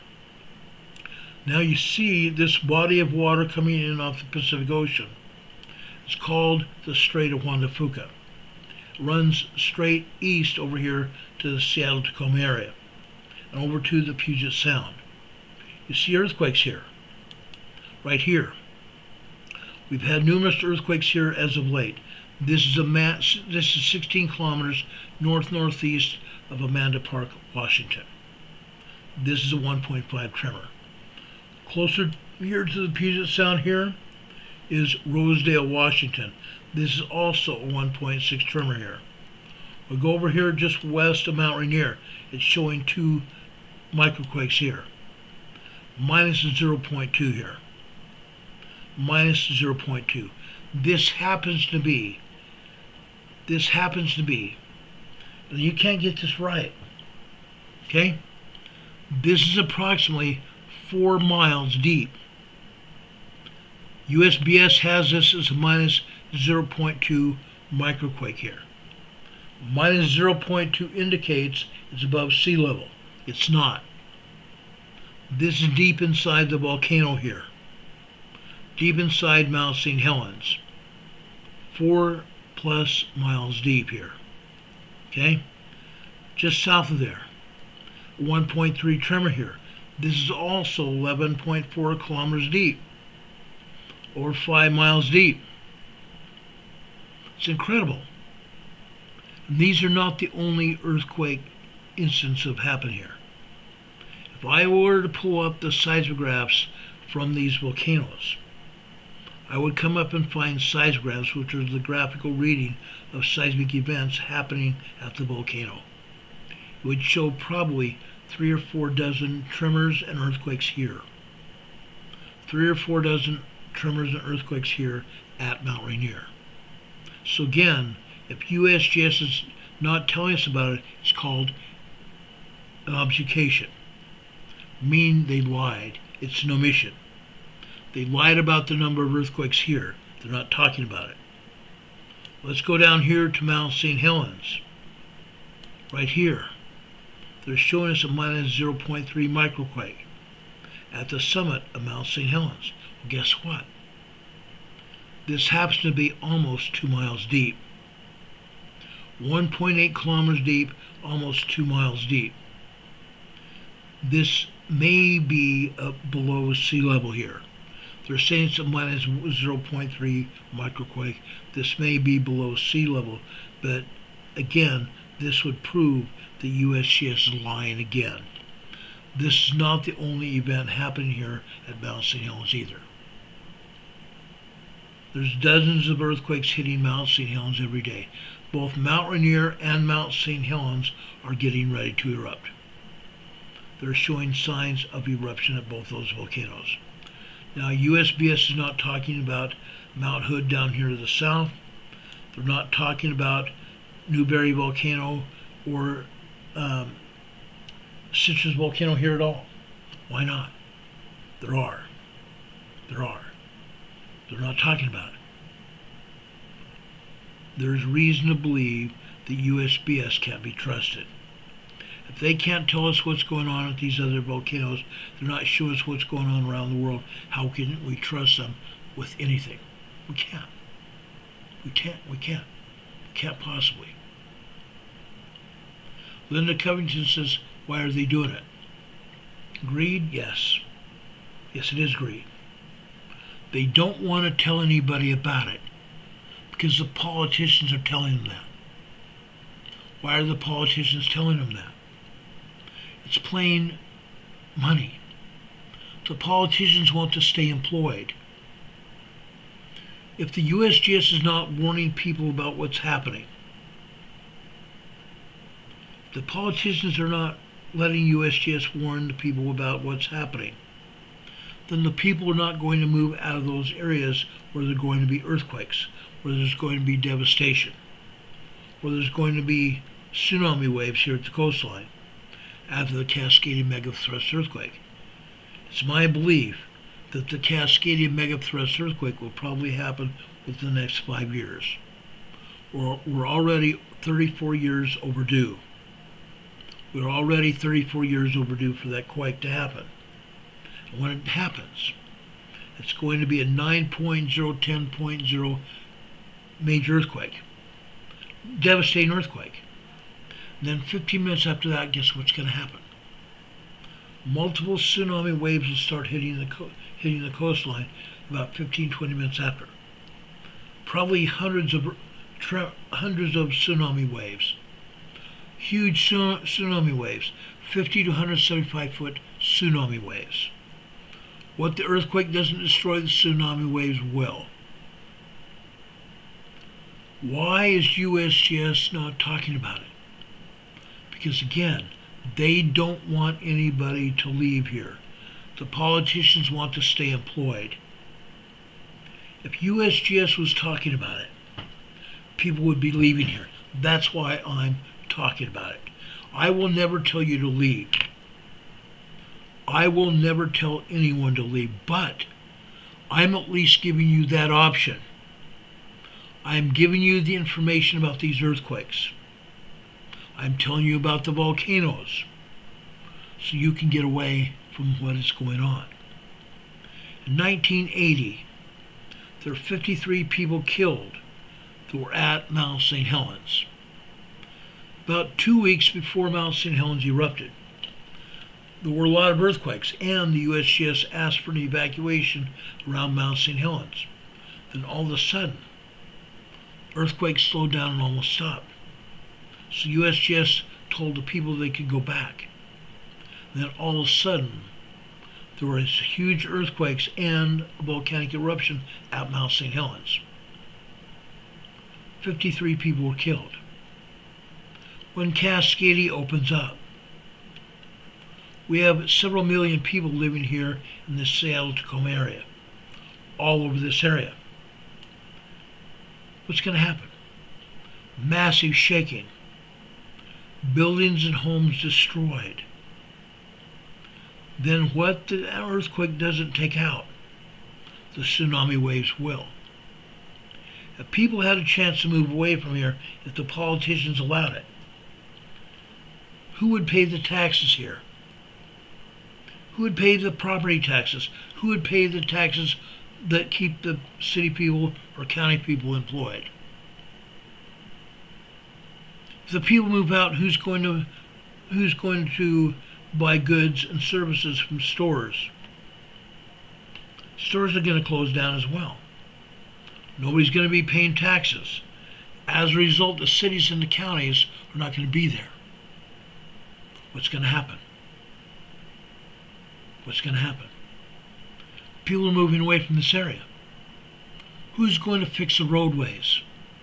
Who's going to keep the traffic lights on and the electricity on in the cities and the counties? Nobody. Because nobody's going to live there. And if nobody's going to live there, who's going to pay the politicians? Nobody. So the politicians will become unemployed.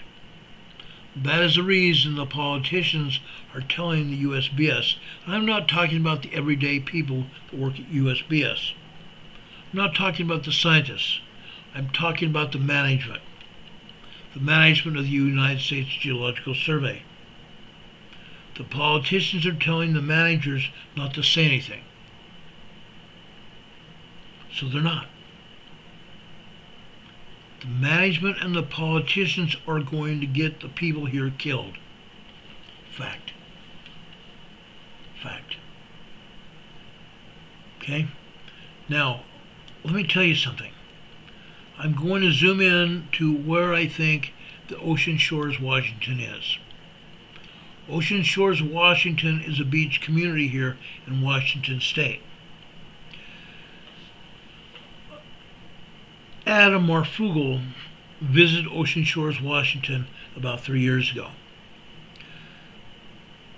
He went over here to Ocean Shores, Washington and talked to the police and fire department. He talked to the paramedics. He talked to everyday people here in Ocean Shores, Washington. He said nobody heard of the Cascadia earthquake at all. Nobody knew. The police and fire department didn't know anything about possibly having to evacuate the area or how to even treat the people who had been hurt by the earthquake. They knew nothing about it. That is what's going on here. The United States Geological Survey doesn't want anybody to know what's going on. They want to keep people dumb. They want to keep people dumb. And as a result, when the Cascadia earthquake happens, thousands upon hundreds of thousands of people are going to die, either from the shaking, the destroyed buildings and homes, or the pending tsunami that's going to happen. It's not just going to be one tsunami wave, it will be hundreds of waves that will inundate this area. They will go many miles into the land here. It is said that the tsunami waves will go over here to just west of Interstate 5. Now, I don't know where exactly Interstate 5 is, but they said that the tsunami waves will reach at least over to Interstate 5. Now, I know for a fact that the people here in Washington are starting to build high schools up on hillsides to get away from the tsunami waves. They're building buildings and high schools here. I've seen pictures of a high school that was built here. They built it to withstand the shaking. They built it to make sure it'll be a safe haven for people that are up here, for other people to get here if they can. Okay? Any questions? Any questions? I know I said a lot of things tonight. I've told you a lot of information. I wanted to make sure we got you the information that you needed. I give you this information so you have the information you need to make decisions, to prepare your lives, and your family's lives. We want to save lives here.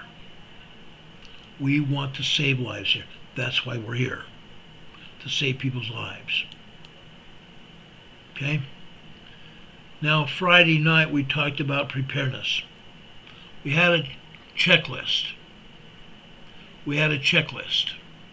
Linda Covington says a body bag business. Yes, I'm sure there's a huge body bag business. I'm sure the emergency managers, the police and fire department and rescue personnel has stowed body bags for that event. It's going to happen.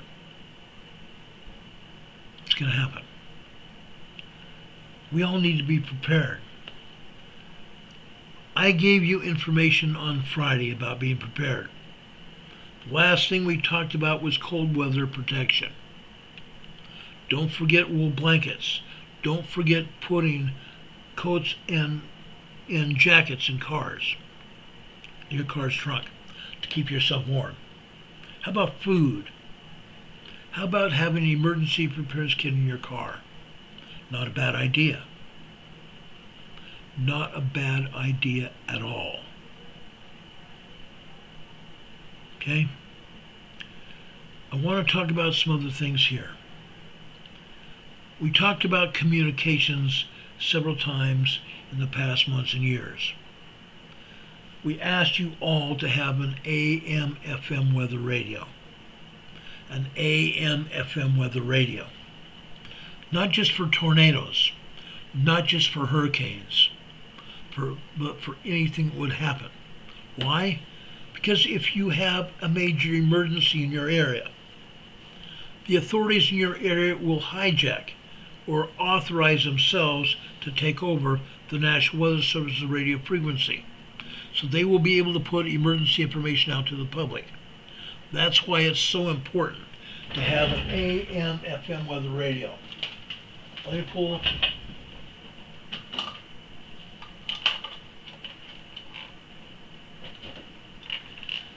Some radios here. This is my AM/FM weather radio. You need to have something similar. It might not look like this, but you need to have something similar. Why is it important? I'm going to show you. On the back, it has a wind-up function. In case the batteries don't work, you can wind it up to provide electricity, to provide the radio to be able to broadcast emergency signals, including AM and FM weathers, or AM and FM radio stations. You need to have this radio tuned to your AM/FM weather news radio stations, news talk stations. If they have news, weather, and sports, that would be an ideal station to listen to in your area for an emergency broadcast. Okay? If not, tune the weather radio portion to a weather station in your area, a National Weather Service station in your area. It'll be 162 point something megahertz. 162 point something megahertz. Okay? Tune it to that station. Tune it to that station. Then you can pick up the weather broadcast. That will save your life in an emergency. That will save your life in an emergency. There's something else. How about ham radios? This is a Baofeng ham radio. A Baofeng ham radio. This is tuned to ham radio frequencies. Channel mode. In an emergency, anybody can operate these radios. However, if you are a ham radio operator, you're authorized to operate on emergency frequencies. Okay? You'll be authorized to take emergency messages to pass on to first responders. These ham radios are a great way to do it. I've got my ham radio here, and I've got a handheld microphone. I've got a handheld microphone here, so I don't have to have the radio right next to my head. I can talk with the microphone right here to broadcast. Ham radio is a great way to get information and to pass on emergency information to the authorities. Okay? One other thing. I highly recommend these radios. Don Patoka gave me this particular set of radios before I left Utah. This is not just a family radio service radio. This is also have GMRS, General Mobile Radio Service frequencies. GMRS radio, General Mobile Radio Service frequencies. These are also, GMRS radios broadcast on 162 point 162.460, 4675, 465, and other GMRS frequencies. You have to have a license to operate GMRS radios, which I have. Okay? But these family radio service radios, for the most part, don't have to have licenses. They're great. You can buy a family radio service radio at Walmart, at Target, at REI, other outdoor stores. They're available. You might also find them at Harbor Freight and other places like that. These are great radios. Get yourself several family radio service radios and give them to your members of your family. They're battery operated, so you need batteries as well. Have a set of batteries for all your radios. For your ham radio, for your AM/FM weather radio, and also for your family radio service radio and flashlights. Okay? Communication is going to be very important. Communications is going to be very, very important. Walkie-talkies, CB radios. Walkie-talkies and CB radios are going to be very important. Now, Don Patoka says it also has NOAA weather station in, weather radio in here. Okay? No weather radios in these handy-talkies right here. They're great. They're great. Okay? Communication is going to be very important during an emergency situation. Okay? Keep in touch with members of your family or your group. Very important. That way you'll have the latest information available. You can get information from other people, and you can also broadcast information from where you're at. Okay? Having that hand crank on your NOAA emergency NOAA weather radio. It's important. It's important. Some people say you should have a spare cell phone as well, and have extra cell phone batteries. Now, I'm going to say right now, most cell phones will not allow you to change batteries for the cell phone anymore. The cell phones are now self-contained. You cannot change batteries, but it might help to have an extra cell phone available. Notice I keep my cell phone plugged in, charging while I'm on the air. That way it will always be ready.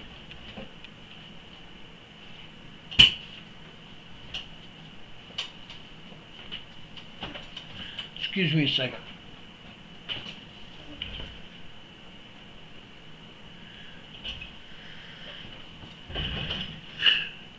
I just dropped my Bluetooth. Just dropped my Bluetooth on the floor. I have it charging as well. Have batteries for everything but your cell phones. You won't be able to get a battery for your cell phone anymore, but you might have an extra cell phone. Okay? Batteries and chargers for your radios. Batteries and chargers for your radios. Important. Powered fuel cells. Powered fuel cells. Have your solar cells up to charge your batteries. I have solar panels here charging batteries here as we speak. Have that. Have that. You might also want to have tools. You can't call yourself a preparedness person without a good stash of tools. Okay? You don't need to be Mr. and Mrs. HGTV. You don't need to be Tim the Toolman Taylor either. Okay? But you need a set of tools to help you get through whatever you're going to deal with. Okay? Need an assortment of tools, wrenches and pliers mostly, and a set of screwdrivers. A flathead and a Phillips screwdriver. A flathead and a Phillips screwdriver. Okay? And maybe a good hammer. A good hammer. Not just a tinkle hammer that you maybe tap on something with. You need a full-size hammer. Okay? Manual tools. Power tools gobble up too much power, but manual tools. Have a handsaw. Get to know how to use a handsaw, a framing hammer, a hacksaw, an axe, a hatchet, a shovel, a pry bar, utility knives, utility knife, and this knife here. I have a section, bunch of knives here. I've got a bunch of knives here.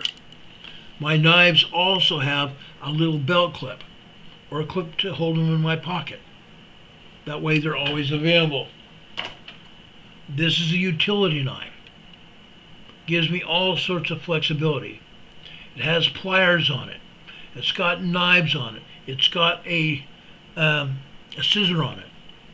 All kinds of good things, and also has screwdrivers on it as well. You're going to need that as well. Utility knife. A mechanic's kit with sockets in it. And a ratchet. Duct tape. Duct tape, guys. Duct tape. We have 3 rolls of duct tape here. I'm going to buy some more duct tape within the next couple of weeks. Duct tape, duct tape, duct tape. Now, I didn't again bring my paracord here to the program. There is rope called paracord. It's typically used on parachutes. It's thinner rope, but it's a very strong rope. You can't break it. You can't break it. I've got 7 lengths of paracord here. 500 and 1,000 foot lengths of paracord. Actually, 1,500 foot of paracord. Paracord can be used for many things, including pitching tents, or opening off a security area around your campground, or whatever you want to use it with. Paracord is very important. We also have very thick rope here. I have 50-foot sections of rope here, heavy-duty rope. Okay? All-purpose spray lubricant, matches, a lighter. We have several fireplace lighters here. Vice grips, screwdrivers, nails, assorted sizes of nails, and also screws. Wood screws and metal screws. Screws of all sizes and sorts. Okay? Knives. I showed you 2 knives here. You might want to have a custom-made knife. You might want to have your custom-made knife, survival knife. I've got fish knives as well as here. Take out fishing. A solid fixed blade survival knife. Have those. Okay? Weapons.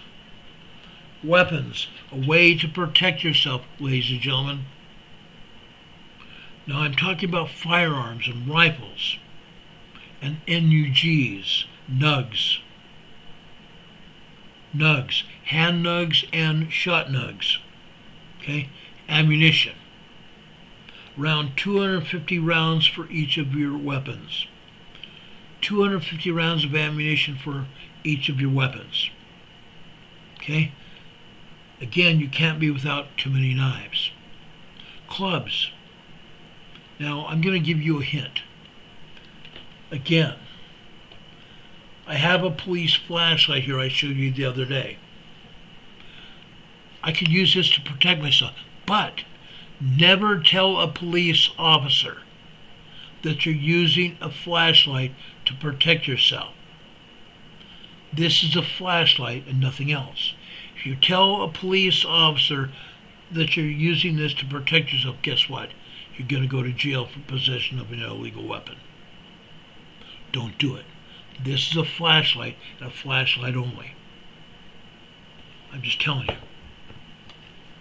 It can be used as a club. Yes, a baseball bat. But don't take a baseball bat out at 9 or 10 o'clock at night. Because the cop is going to ask you why you're carrying a baseball bat out at 9 or 10 o'clock at night. There's no ball games, especially if there's no lit baseball fields. Don't do it. Don't do it.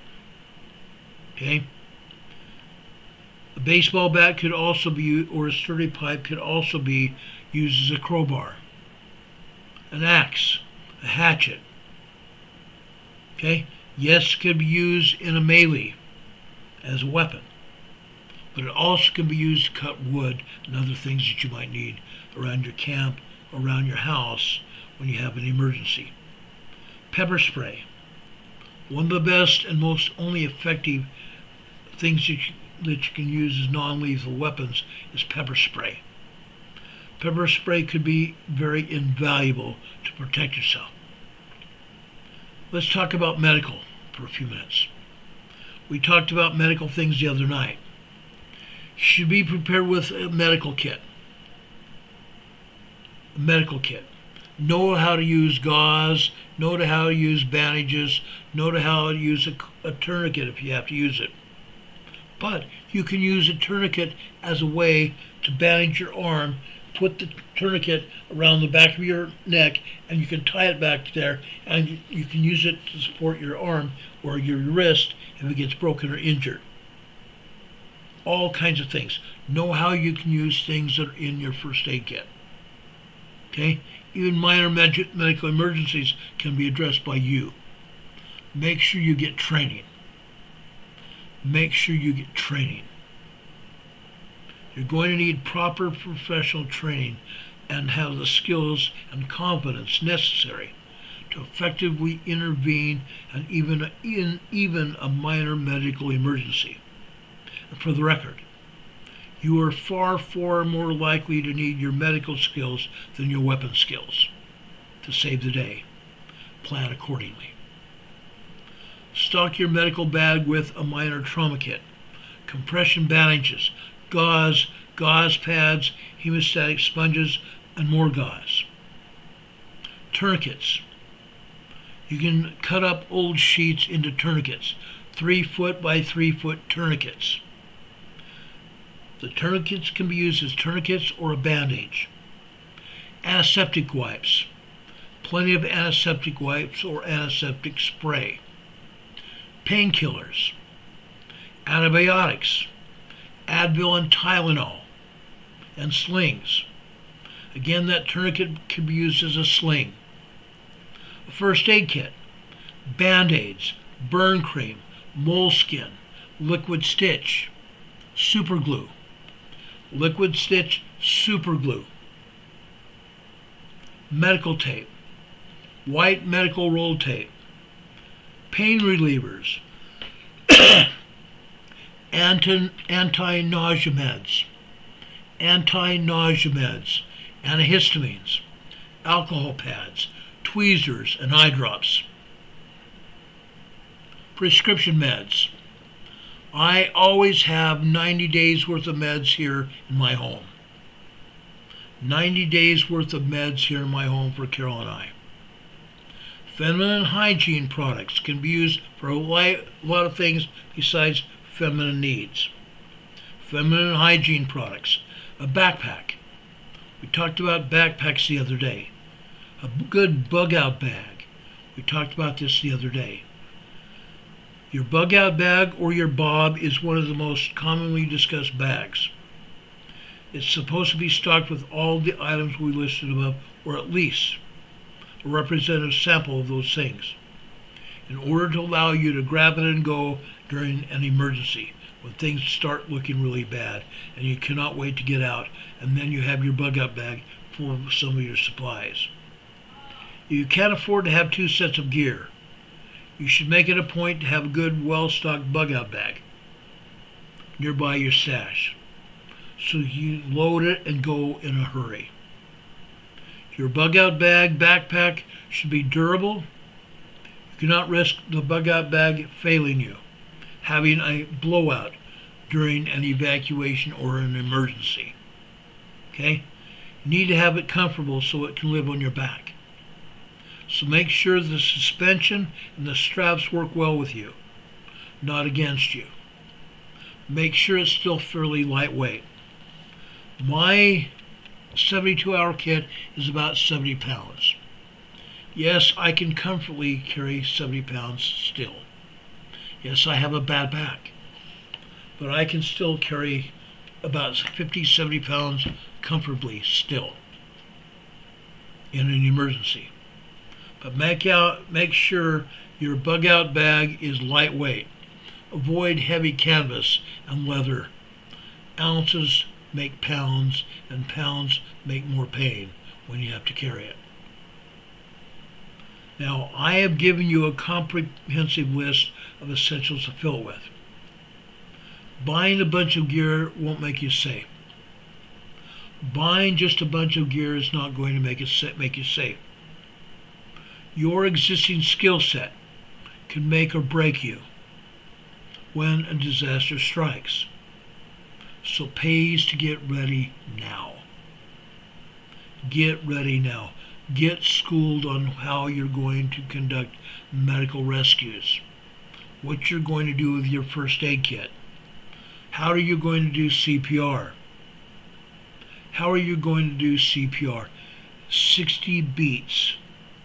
60 beats a minute. Don't do 60 beats a second. Do 60 beats a minute. Remember the song? Staying alive, staying alive, staying alive, stay alive, can stay alive, stay alive, stay alive.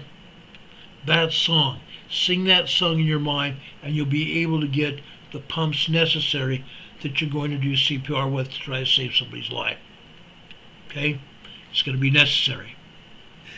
Now, I used to teach CPR. I used to be a CPR instructor. I still can do it. But you need to get CPR trained as well.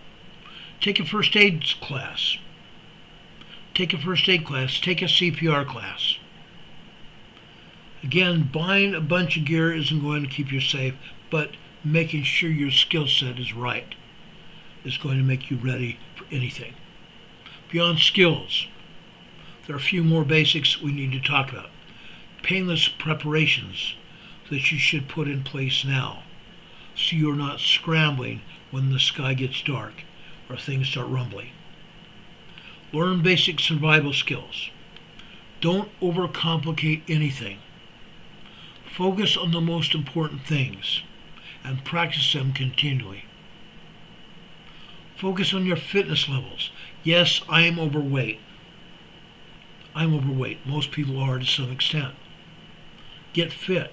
I'm trying to lose weight. For people my age and even younger, it's hard to lose weight once you get over 40. But make sure you can lose some weight. Get fit. Go for walks. I can't run anymore, but I can walk. In the midst of chaos, you're going to need to be physically strong to overcome whatever challenges that may come your way. High fitness levels are going to help you. High fitness levels will help you maintain a better mental state, and that will help you reduce stress levels as well. Mental preparation is 90% of the game here. Mental preparedness is 90% of the game. This is the toughest one to learn, but it starts with each one of us. With us being honest with ourselves and our loved ones.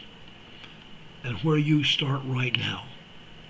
Where you are right now. Use visualization techniques. I've always been saying this. Use visualization techniques. Train your brain to react to emergencies. Train your brain to react to emergencies. Okay? Control your thoughts.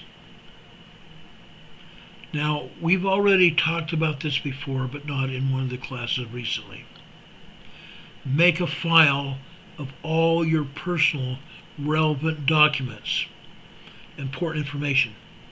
Think identification cards, titles, mortgages, deeds, medical records, social security cards.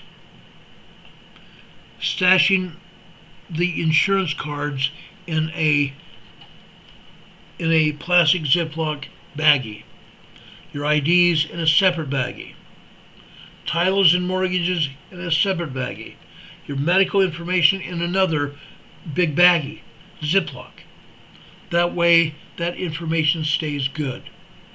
You don't have to worry about something spoiling it or falling on it that's wet. Keep those documents dry. Something else we've talked about when it comes to putting them in a Ziploc container is a map. Make sure you have a paper map. You're not going to be able to rely on your cell phone. You're not going to be able to rely on your cell phone in an emergency. The cell towers are going to go down. Your GPS capabilities are going to be gone. Learn how to read a map and navigate with a map. We talked to you about evacuations. We talked to you about evacuations before. If you have to have an evacuation plan, write it down. Make sure you have an emergency preparedness plan.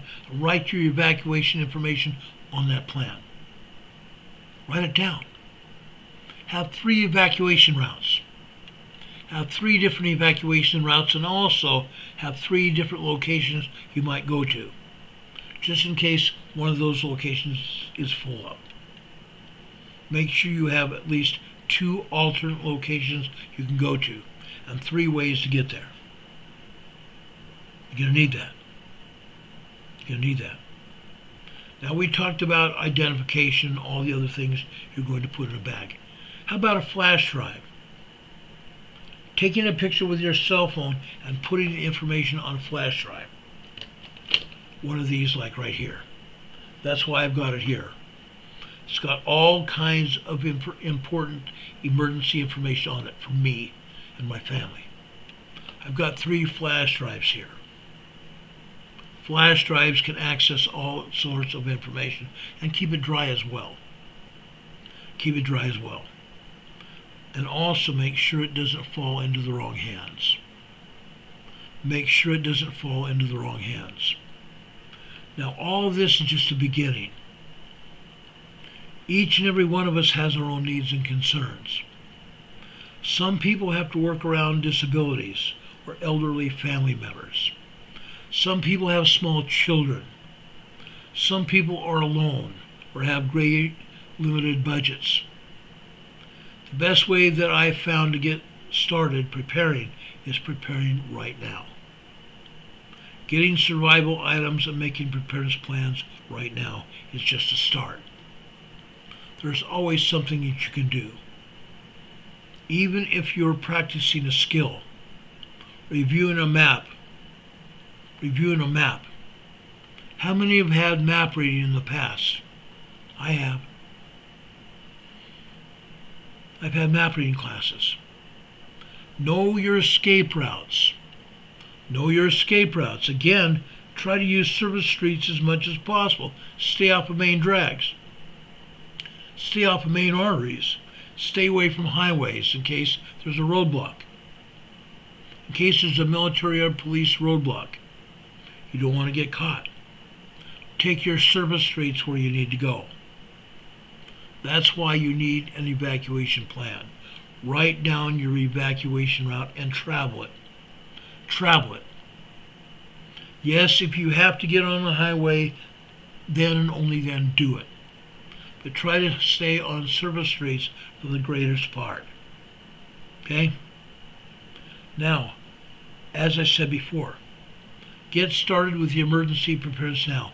If it's only getting an extra can of peaches, or an extra can of tuna fish, or an extra bag of macaroni, do it. Now, don't cheap out on some of these things either. I wouldn't. Because some of these things may save your life. You can't afford for them not to work when you need them. That being said, you can have many good quality items that can be had for modest prices as well. You can have many quality items that can be had for modest prices. Today. With so many online reviews, you can check online and check prices and check condition of items. There are blogs and videos you can go on the web today to use. And you can quickly get a sense of the ones that can give you those bang for your buck. If you're patient enough to wait for discounts, you're likely going to get some pretty sweet deals. I have. I still get sweet deals occasionally here. And then I'll pick up that thing that I'm looking for. So are you ready to get started putting things together for your survival packing list? I was a police officer. Now I'm an emergency manager. Location, New Zealand. Class light, magnitude 4.5, 2 minutes ago. We now have another 4.5 earthquake in New Zealand. And USGS doesn't even show those earthquakes. Funny, huh? Like I said, I was a police officer. Now I'm an emergency manager. I'm trying to help you. My dad was a mason. He built fireplaces. He built walls and houses. He was also in the military reserve. My grandfather was a railroad blacksmith. They were also in the military. They served their country well. I still, as a former federal police officer, I don't like taking orders. I'm taking matters into my own hands. So I'm not just preparing. I'm going to a friggin' war. I'm going to war to provide for all of us the best survival and preparedness content out there. That's my goal. That's my goal. to provide you with the best preparedness and survival content out there. Now, if your wife starts questioning why the garage or spare bedroom is starting to look like a mini Bass Pro Shop, I played a short bit from Bill Engvall the other night about him wanting to go to Bass Pro Shop. If your wife or girlfriend... Downgraded to 4.3 from 4.5 location, New Zealand. Class like 2 minutes ago. A downgrade from 4.5 to 4.3 in New Zealand doesn't surprise me.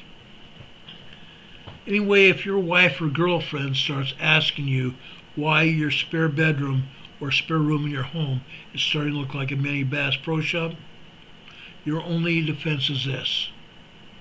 I don't know what type of emergency or when it's going to happen or how long it's going to be, but I doubt I can get what we need when the time comes. I want to have those things that I need when the time comes. The best way to start to prepare is on websites and Pinterest. Always ask yourself who, what, where, and why. Who, what, where, when, and why.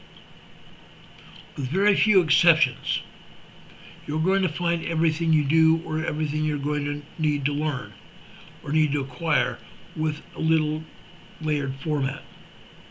Layer your format. 2 examples, fire and water. First, fire.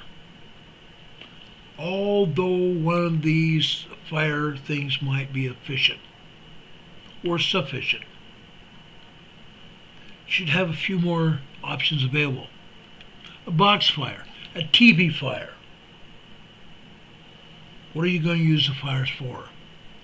How quickly are you going to need that fire to get going? And how hot can that fire get? You're going to want to have the hottest fire you can have very quickly. Okay? You might need matches, storm-proof matches, barbecue lighters, a magnesium fire starter, and something to catch fire. White cotton makeup removing pads, impregnated with Vaseline. I also carry a handful of scrap cedar tinder, and also carry several small baggies of dryer lint. That and maybe a pickup of scraps of paper that you can have your adventure on. Those things will start fires for you.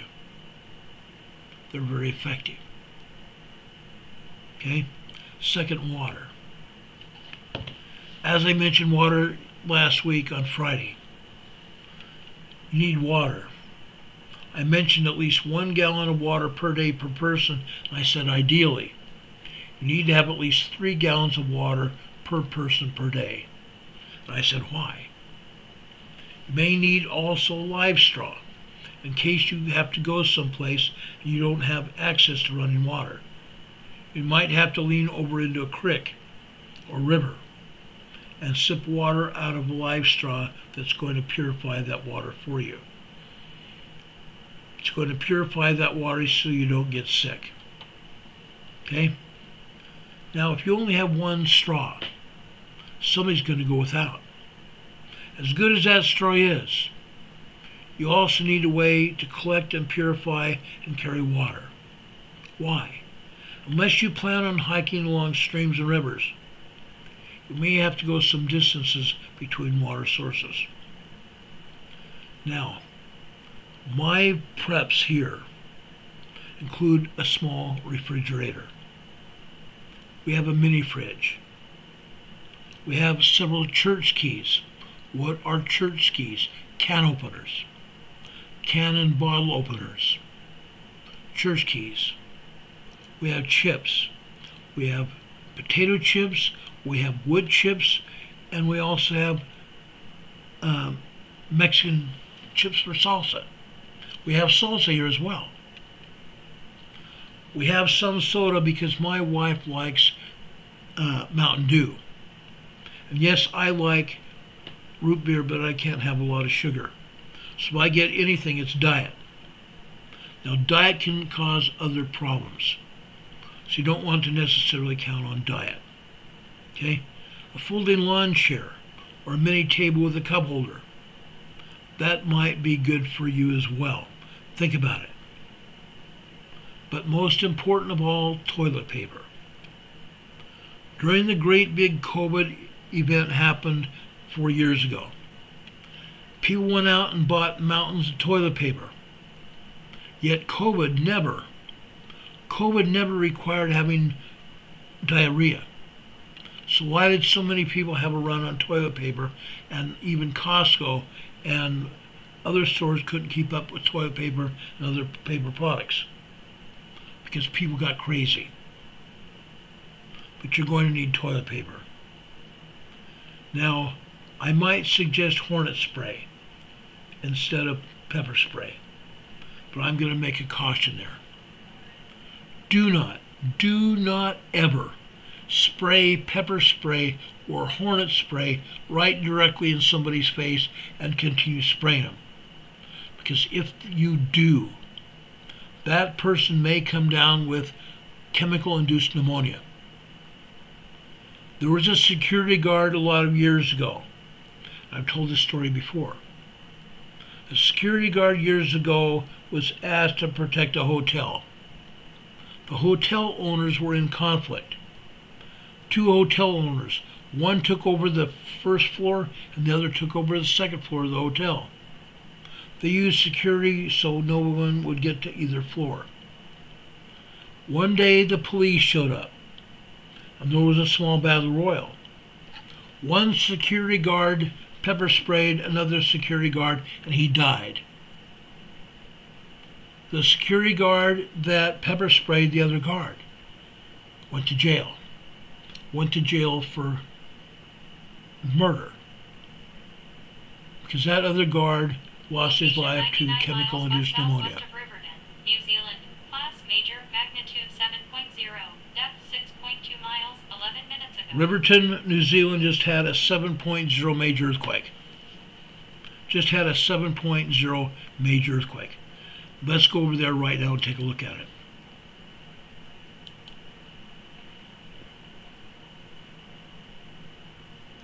Take down my banner. Let's go over here to the map. Let's take down my webcam. Let's go over here to the map and let's see where this earthquake happened.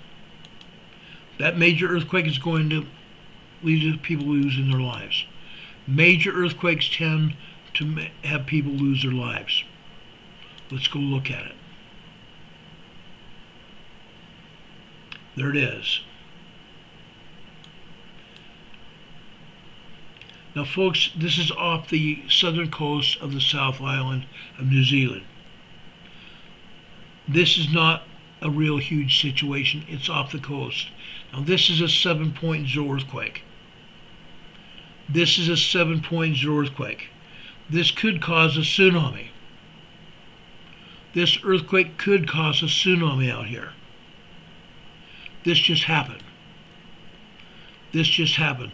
This is 159 kilometers west-southwest of Riverton, New Zealand, off the coast.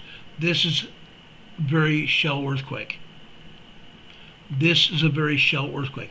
This is the same kind of earthquake that could cause a tsunami. A shallow tectonic plate earthquake. A tectonic plate earthquake. Look where this earthquake hit.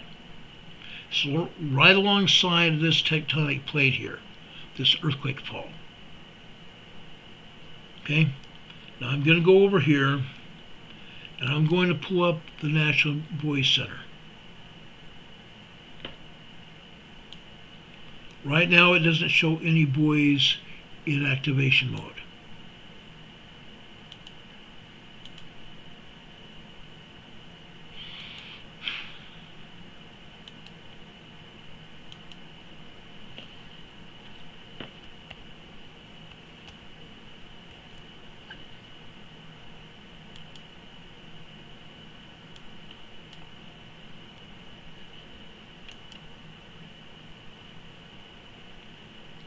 Okay, I just showed you where that earthquake is.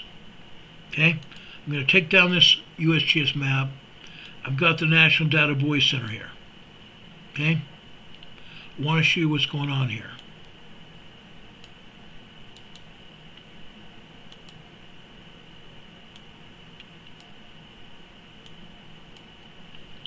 Doggone it. Here we go. Now the buoy is activated.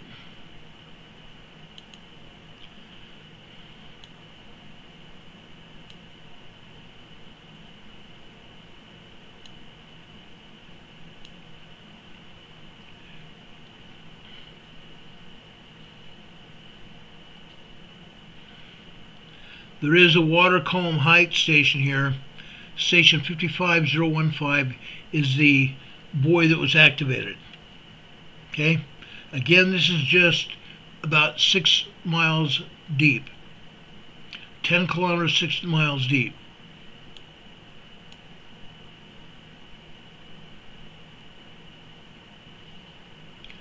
Oh, crud. Let me do something here. I'm going to see if I can...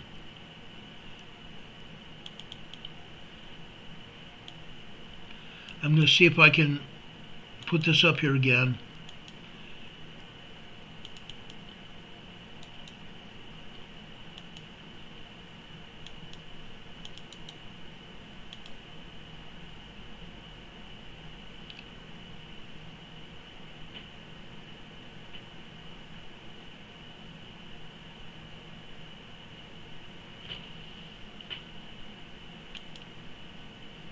There it is.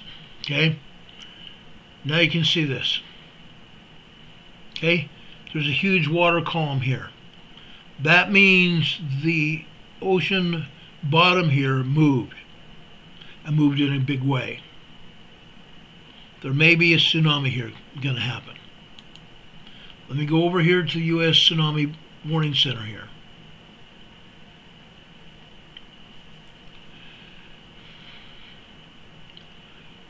They have this as a 7.0 earthquake as well.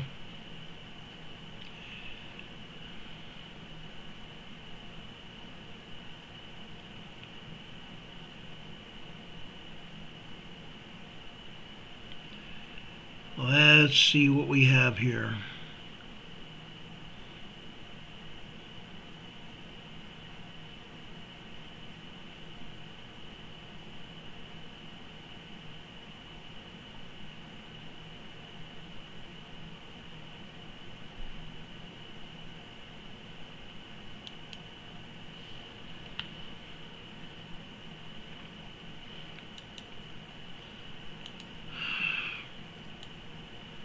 The nearest one to this area is Samoa and Tonga area. Okay?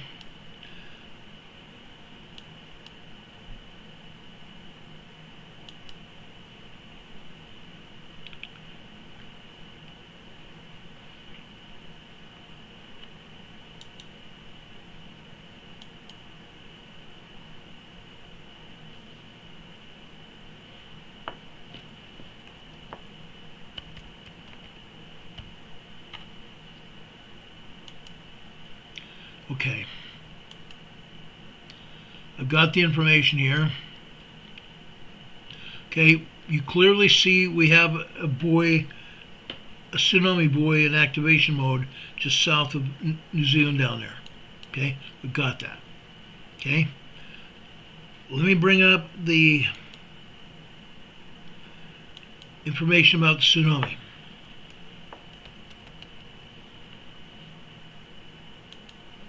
Possible tsunami. I'm not saying there's a tsunami there. I'm saying it's a possibility.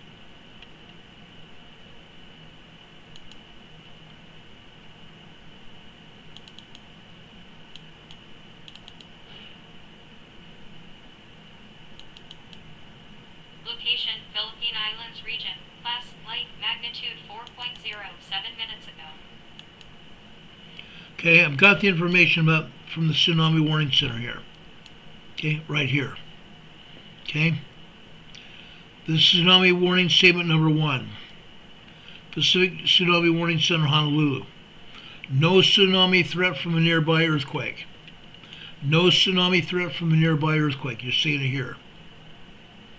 Emergency managers, media, and general public. An earthquake with a preliminary magnitude of 5.5, it says here. No way. No way is that accurate. Just a minute. There's no way. I'm not going to buy that. Hold on a second here.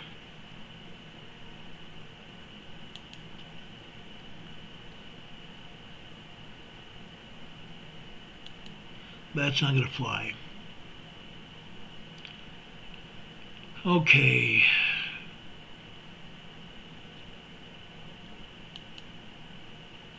Okay, I've got the one we're supposed to have here. Hold on.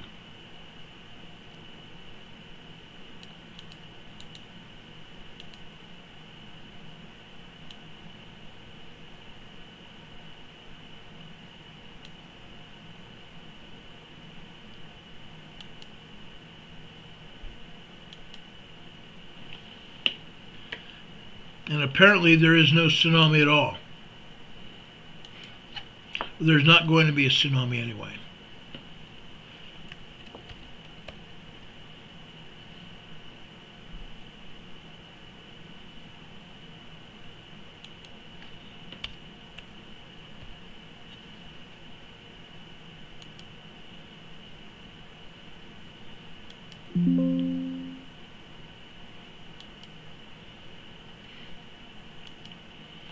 Okay, I've got the right information now. Hold on a second.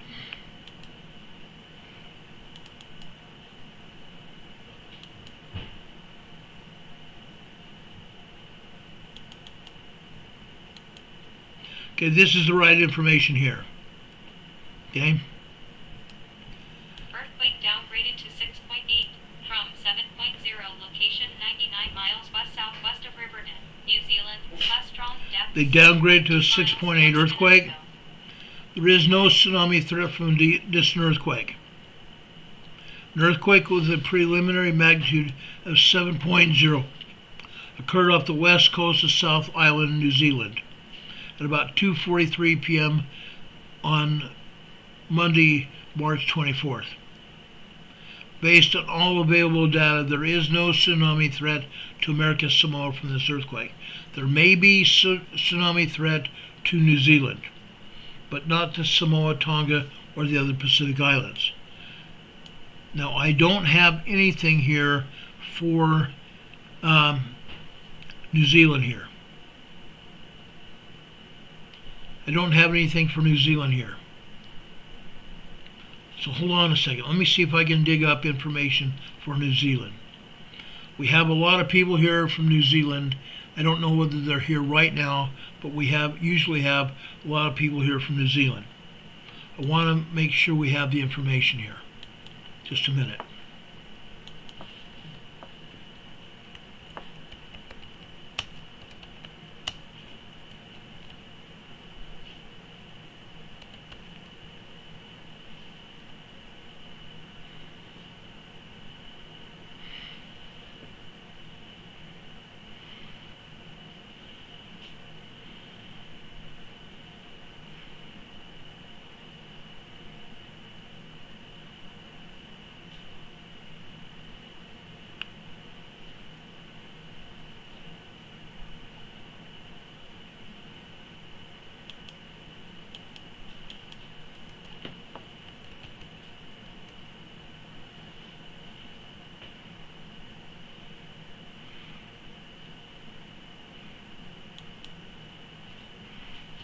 Okay, I just want the GeoNet.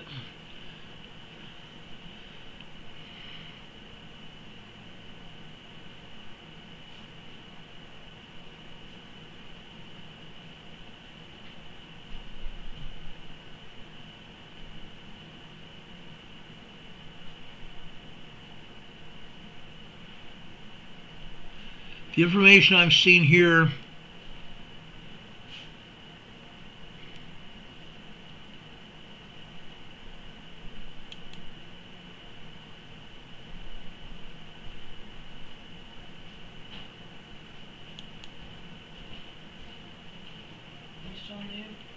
there's a tsunami in south of New Zealand major earthquakes just south of New Zealand.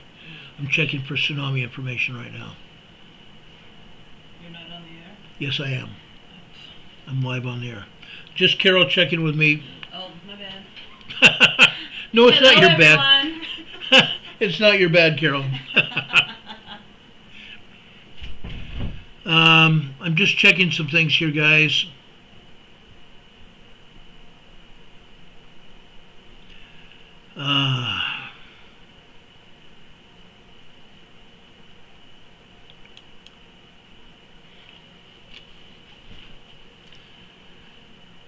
Let's see here.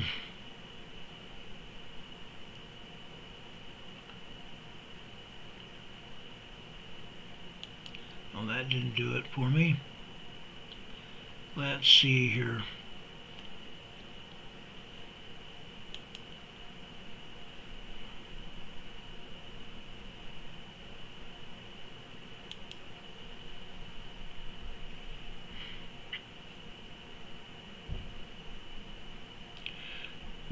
GeoNet does not have current information for tsunami in Hawaii.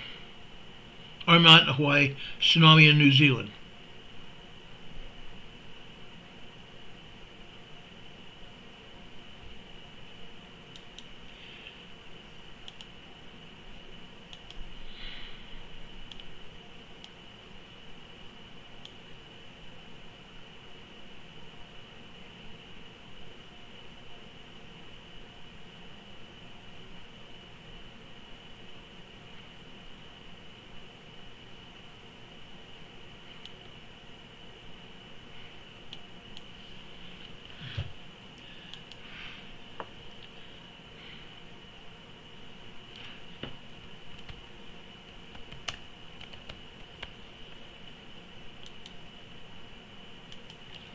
Hold on, guys. I'm trying to pull this information for you.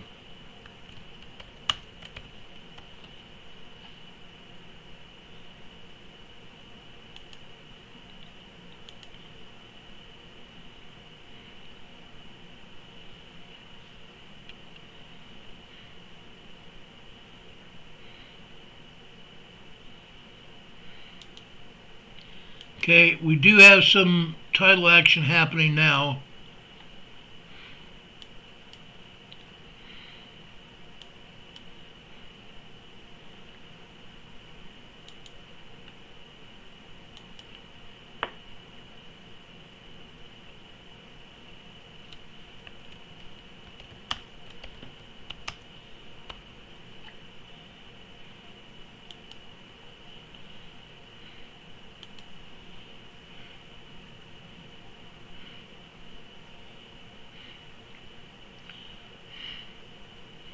Okay, let me pull this information for you.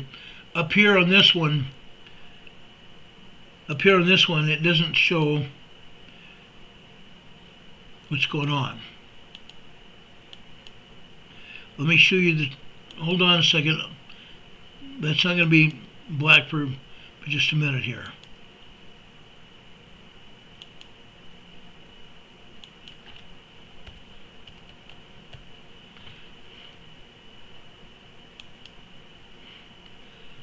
I'm getting it for you. I'm getting it for you. Depth 20.5 miles, 30 minutes ago. This is the tidal gauge right now. You can see the wave movement as a result of this earthquake. Okay? The previous one I'd first put up had almost no movement at all. This is currently. You can see it now. There is some tidal movement, some ocean movement, ocean water movement down there south of New Zealand. To 4.0 from 3.7 location, New Zealand, class like 4 minutes ago. Now they're having aftershocks down there. Yes, we're going to probably see a lot of aftershocks. Yeah, Dawn, Carol's keeping me on track here. Absolutely. Yeah, we have some wave action down here in New Zealand, as you can see here. Okay.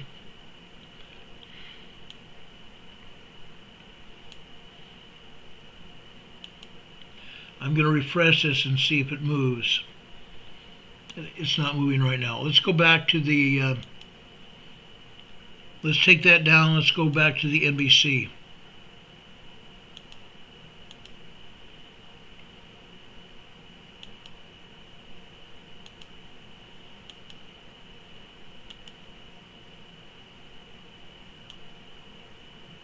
Earthquake upgraded to 4.7 from 4.0 location, New Zealand. Class, like 6 minutes ago.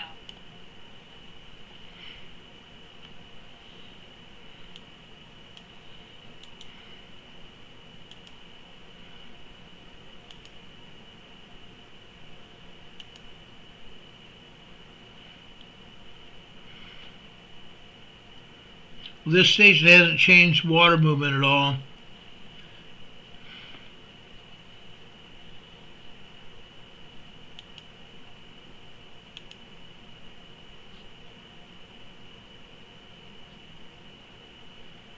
I'm a little bit surprised that we're not showing more of those gauges out here.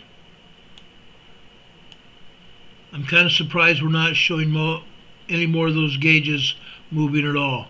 There is a gauge over on the east side of the South Island there, and it's just south of the North Island. Raoul Island is the North Island down there in New Zealand. But you're seeing a gauge over here on the east side and also on the northeast side over here off Raoul Island. But this gauge is just south of where this earthquake hit. Okay, so we're seeing actual information that could happen to the west side of the South Island. There may be tsunami waves over here. We may be seeing a possible tsunami wave over here on the South Island, but we have no indication of it from U.S. stations. We have no indications from it from U.S. stations as of yet.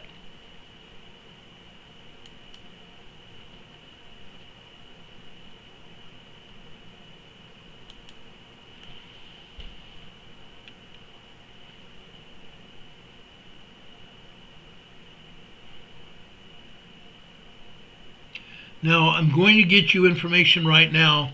This is coming from New Zealand TV.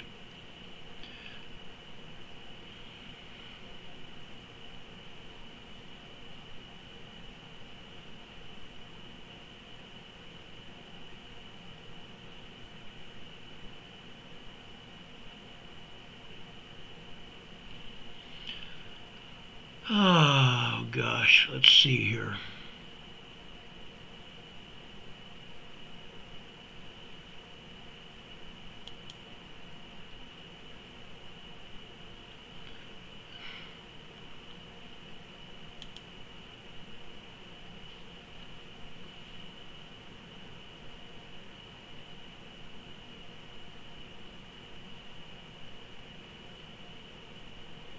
It doesn't show anything about any kind of tsunami or earthquake. Nothing.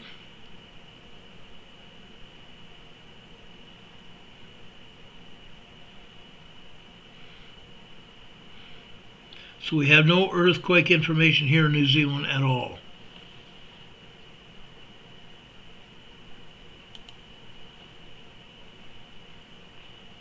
I thought for sure we'd have information here. New Zealand television is NDTV, by the way, just so you know. But I don't see anything information-wise from this earthquake at all.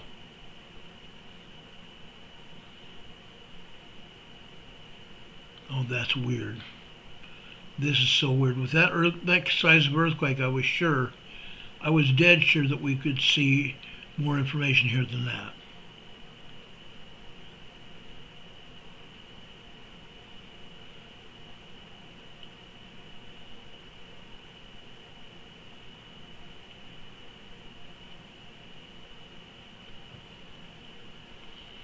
That's weird. That's weird. Sorry guys, we don't have any more information about this major earthquake down there south of New Zealand here. We do have a buoy down there off the coast that shows water movement from that earthquake. So yes, the bottom of the ocean here moved. It was a very shallow earthquake, like I said. It shows 10 kilometers deep, 6.2 miles deep. Don Patuka says, not surprised. And actually, I am maybe a little bit surprised, okay? I will admit it. I am a little bit surprised. I thought for sure we would have more information than that. Well, that's life. That's life. Does anybody have any questions for me?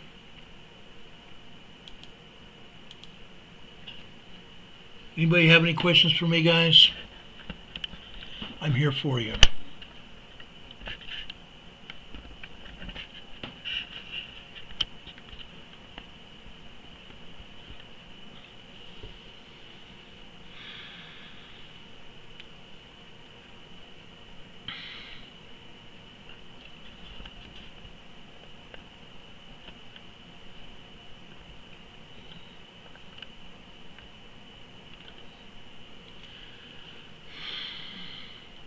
Any questions? Yeah, supporting every good man is an unusual, awesome woman. Yeah, I agree with you, Dawn. She is. She's absolutely awesome. You gotta love her so much. And you heard her. She's a good lady. She's a good lady. Does anybody have any questions, guys? I'm going to continue monitoring this. I'm going to let you guys go, but I'm going to continue monitoring this earthquake because I think it needs to be monitored. I think this is going to have implications around that southern Pacific area.